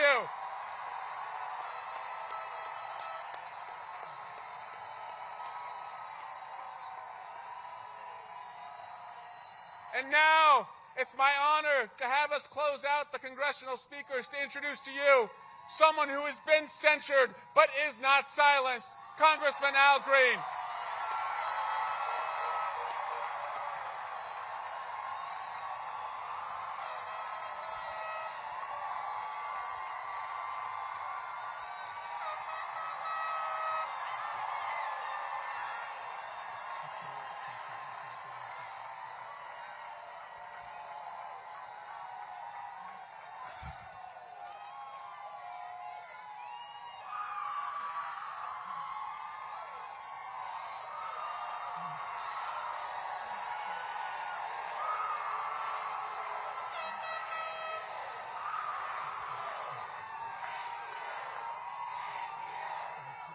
Thank you. Thank you. Thank you. Thank you. Thank you. Thank you. Thank you. Thank you. Thank you. Thank you. You touched my heart. Thank you. Thank you. Thank you. Thank you. I am proud to be here today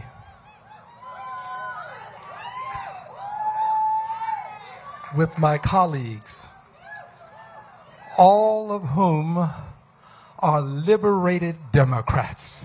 Let's hear it for these liberated Democrats.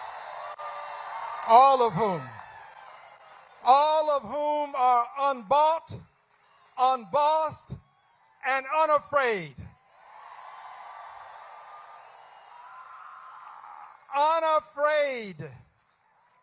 Unafraid to stand up for the many seniors that are among us. We have seniors that are among us. Unafraid to say to Donald John Trump, hands off Medicaid and Medicare. It belongs to our seniors. Social Security is not a Ponzi scheme. It is a part of the American dream. It belongs to our seniors. And we have to tell President Trump that Canada is not going to become the 51st state. Russia invaded Ukraine. Greenland is not for sale.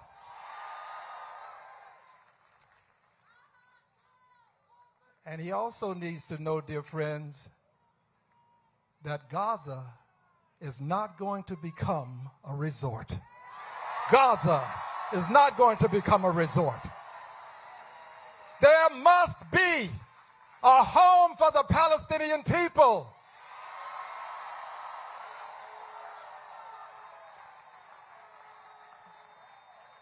Yeah, there must be. There must be. And I'm here to speak from my heart. This message is from my heart. It's not from my head. This is my heart. I want you to know something. I carry this cane because there are people who don't like me. They don't like my cane. But I carry this cane because after having celebrated my 25th birthday 3 times, 2 years into my 4th 25th, I carry this cane. And I carry this cane because I believe in the 23rd Psalm. That portion that reads, yea, though I walk through the valley of the shadow of death, I will fear no evil, because my rod and my staff comforts me. This is my comforter. This is my comforter. And I want you to know that I'm going to take this staff of truth, and I'm going to take this rod, and I want President Trump to know that he's not going to have a 3rd term. There will be no 3rd term. No 3rd term. No 3rd term. No 3rd term. No 3rd term. But more important than this, dear brothers and sisters, and I say brothers and sisters because there really is but one race, and that's the human race. Yeah, we're all related. We're all related. And L.S.B. Leakey, a noted anthropologist and paleontologist, reminds us that all of human life can be traced back to a single African woman. So if we're not brothers and sisters, we're at least cousins. So dear cousins, hear this message for Donald Trump, for President Trump. This is more important. I want President Trump to know that I will use my staff of freedom to bring forth, proudly bring forth, a message that should say to him, he may not finish this term. He may not finish this term. He may not finish this term. He may not finish. He may not finish this term. Here's why. Here's why. Here's why. Here's why. Here's why. Here's why. Because you are now sowing the seeds that can lead to a Congress being elected that will have the courage to not only have articles of impeachment filed, but to impeach him a 3rd time. Impeach him a 3rd time. a third time. And a Senate, we need a Senate that will convict him this time. And I want you to know from my heart, I understand that he is a Goliath. He is a Goliath. He has control of the generals and the military. He has control of the Justice Department. He has control of the Republican Party. But my friends, for every Goliath, there is a David. There's a David. These are your Davids. There's a David. And I want you to know, Mr. President, this David is going to bring articles of impeachment against you within the next 30 days. Within the next 30 days. I'm bringing articles of impeachment. I'm coming for you, Mr. President. This David is coming for you. You don't deserve the office you hold. You can't be entrusted with liberty and justice for all. You can't be entrusted with government of the people, by the people, for the people. I'm coming for you. I'm your David. God bless you.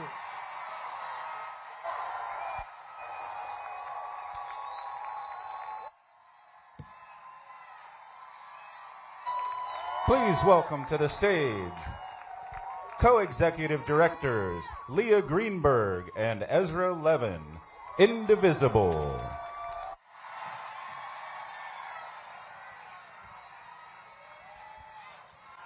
All right. Hi, everyone. It's good to be here with you today. Thank you.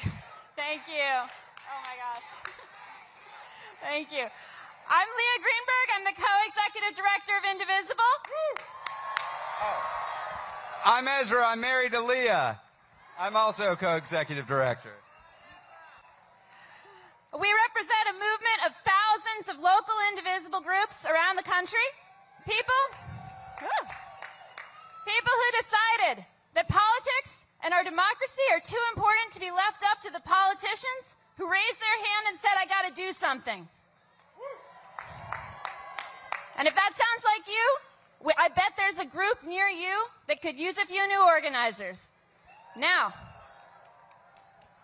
I want to be so clear about why we are here today. Over the last 3 months, Donald Trump has handed the federal government, the awesome powers of the federal government, over to the richest man in the world.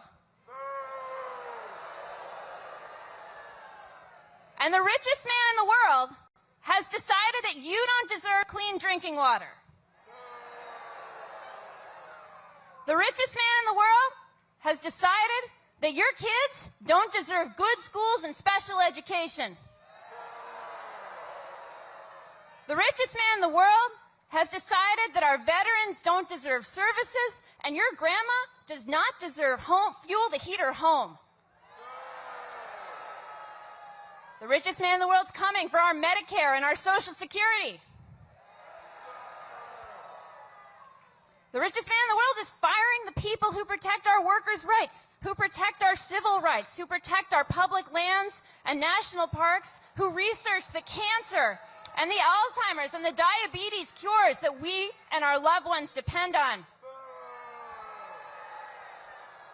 And they're doing it all. They are doing this all so that they can fund their next round of giveaways to their fellow billionaire buddies.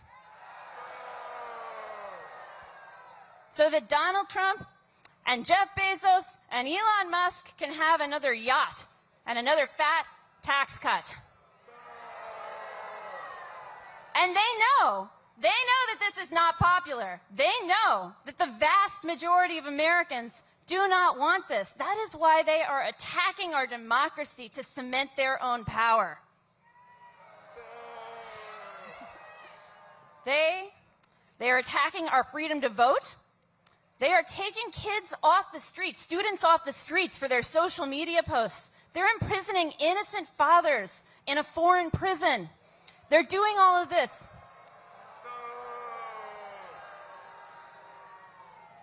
They are willing to rip our democracy to shreds so they can sell the pieces off. Hey, Leah got a lot of boos there. Can I get some cheers for her? Okay, so look, what are we going to do about it? What are we going to do about it? You know, there are some Democratic leaders out there who say the smart strategy is to roll over and play dead. Should we roll over and play dead? Look around, y'all. The institutions that should be upholding our democracy, they are rolling over and playing dead. I got a list. I'm going to name some names. Collaborators, like law firms with Paul Weiss. Capitulators in legacy media institutions like the Washington Post and the LA Times. Craven universities like Columbia. Kleptocratic businesses like Amazon and Facebook. Look, when institutions that are supposed to uphold our democratic norms fail and fall, it's up to the people to step up. Are we going to step up? Are we stepping up? Hey, are we stepping up? You bet your ass we are. You know why?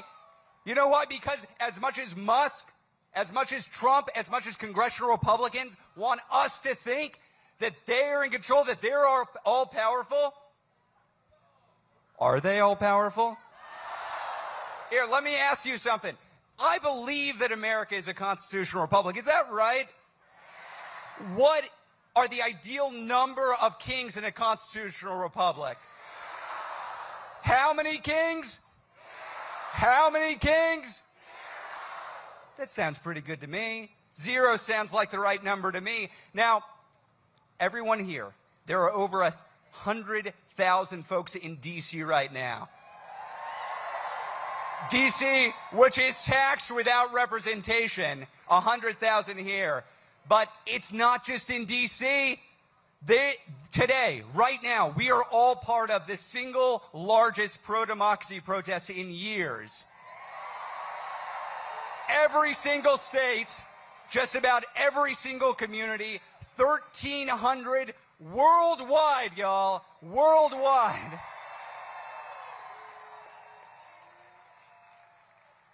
Now, look, this is incredible. This display of people power is absolutely incredible. It is not the end point in the fight against the fascist attack on our democracy. It's not the end point. It could be an inflection point. It could be an inflection point if we make it an inflection point. Look, we are not victims of world events, y'all. The fascists, they want us to fear them. Do we fear them? They know that fear is contagious. You know what else is contagious? Courage. Each one of us gets to choose what we put out into the world. What do we choose? What do we choose? What do we choose? Okay, so what do we do with that courage? The next congressional recess, it's just a few days away, begins April 11th. Here's your task. I'm going to give you 3 tasks. If you ever worked with Indivisible, we love a good rally, but we like a plan too. We want to actually put a plan into action. So here's what I'm going to ask you to do. Step 1, there are 100,000 people here. I bet you don't know every one of them. I bet there are some new friends you could introduce yourself to right now. Look at these cool signs. Compliment your new friend on their sign. Exchange contact information. Do that before you go to leave this rally. You gonna do that? Okay, 2, on your way home, here's what I'm gonna ask you to do. Think of the 5 friends, people in your community who aren't here but could be here. Are you gonna do it? And 3, when you get home, it's up to you. Nobody is coming to save us. We have to save ourselves. We have to save ourselves. We have to go join your local Indivisible group or your local 5051 or your local Working Families Party group or start your own, but it's up to you. It's up to you. Are we going to accept from our supposed leaders when they tell us to roll over and play dead? Remind me, how many kings? How many kings? How many kings? Damn straight. Okay, now let's go back home and organize the protest. This one's over.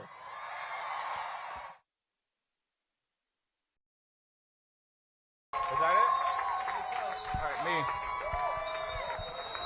Thank you for joining Hands Off, the People's Veto Rally in Washington, D.C.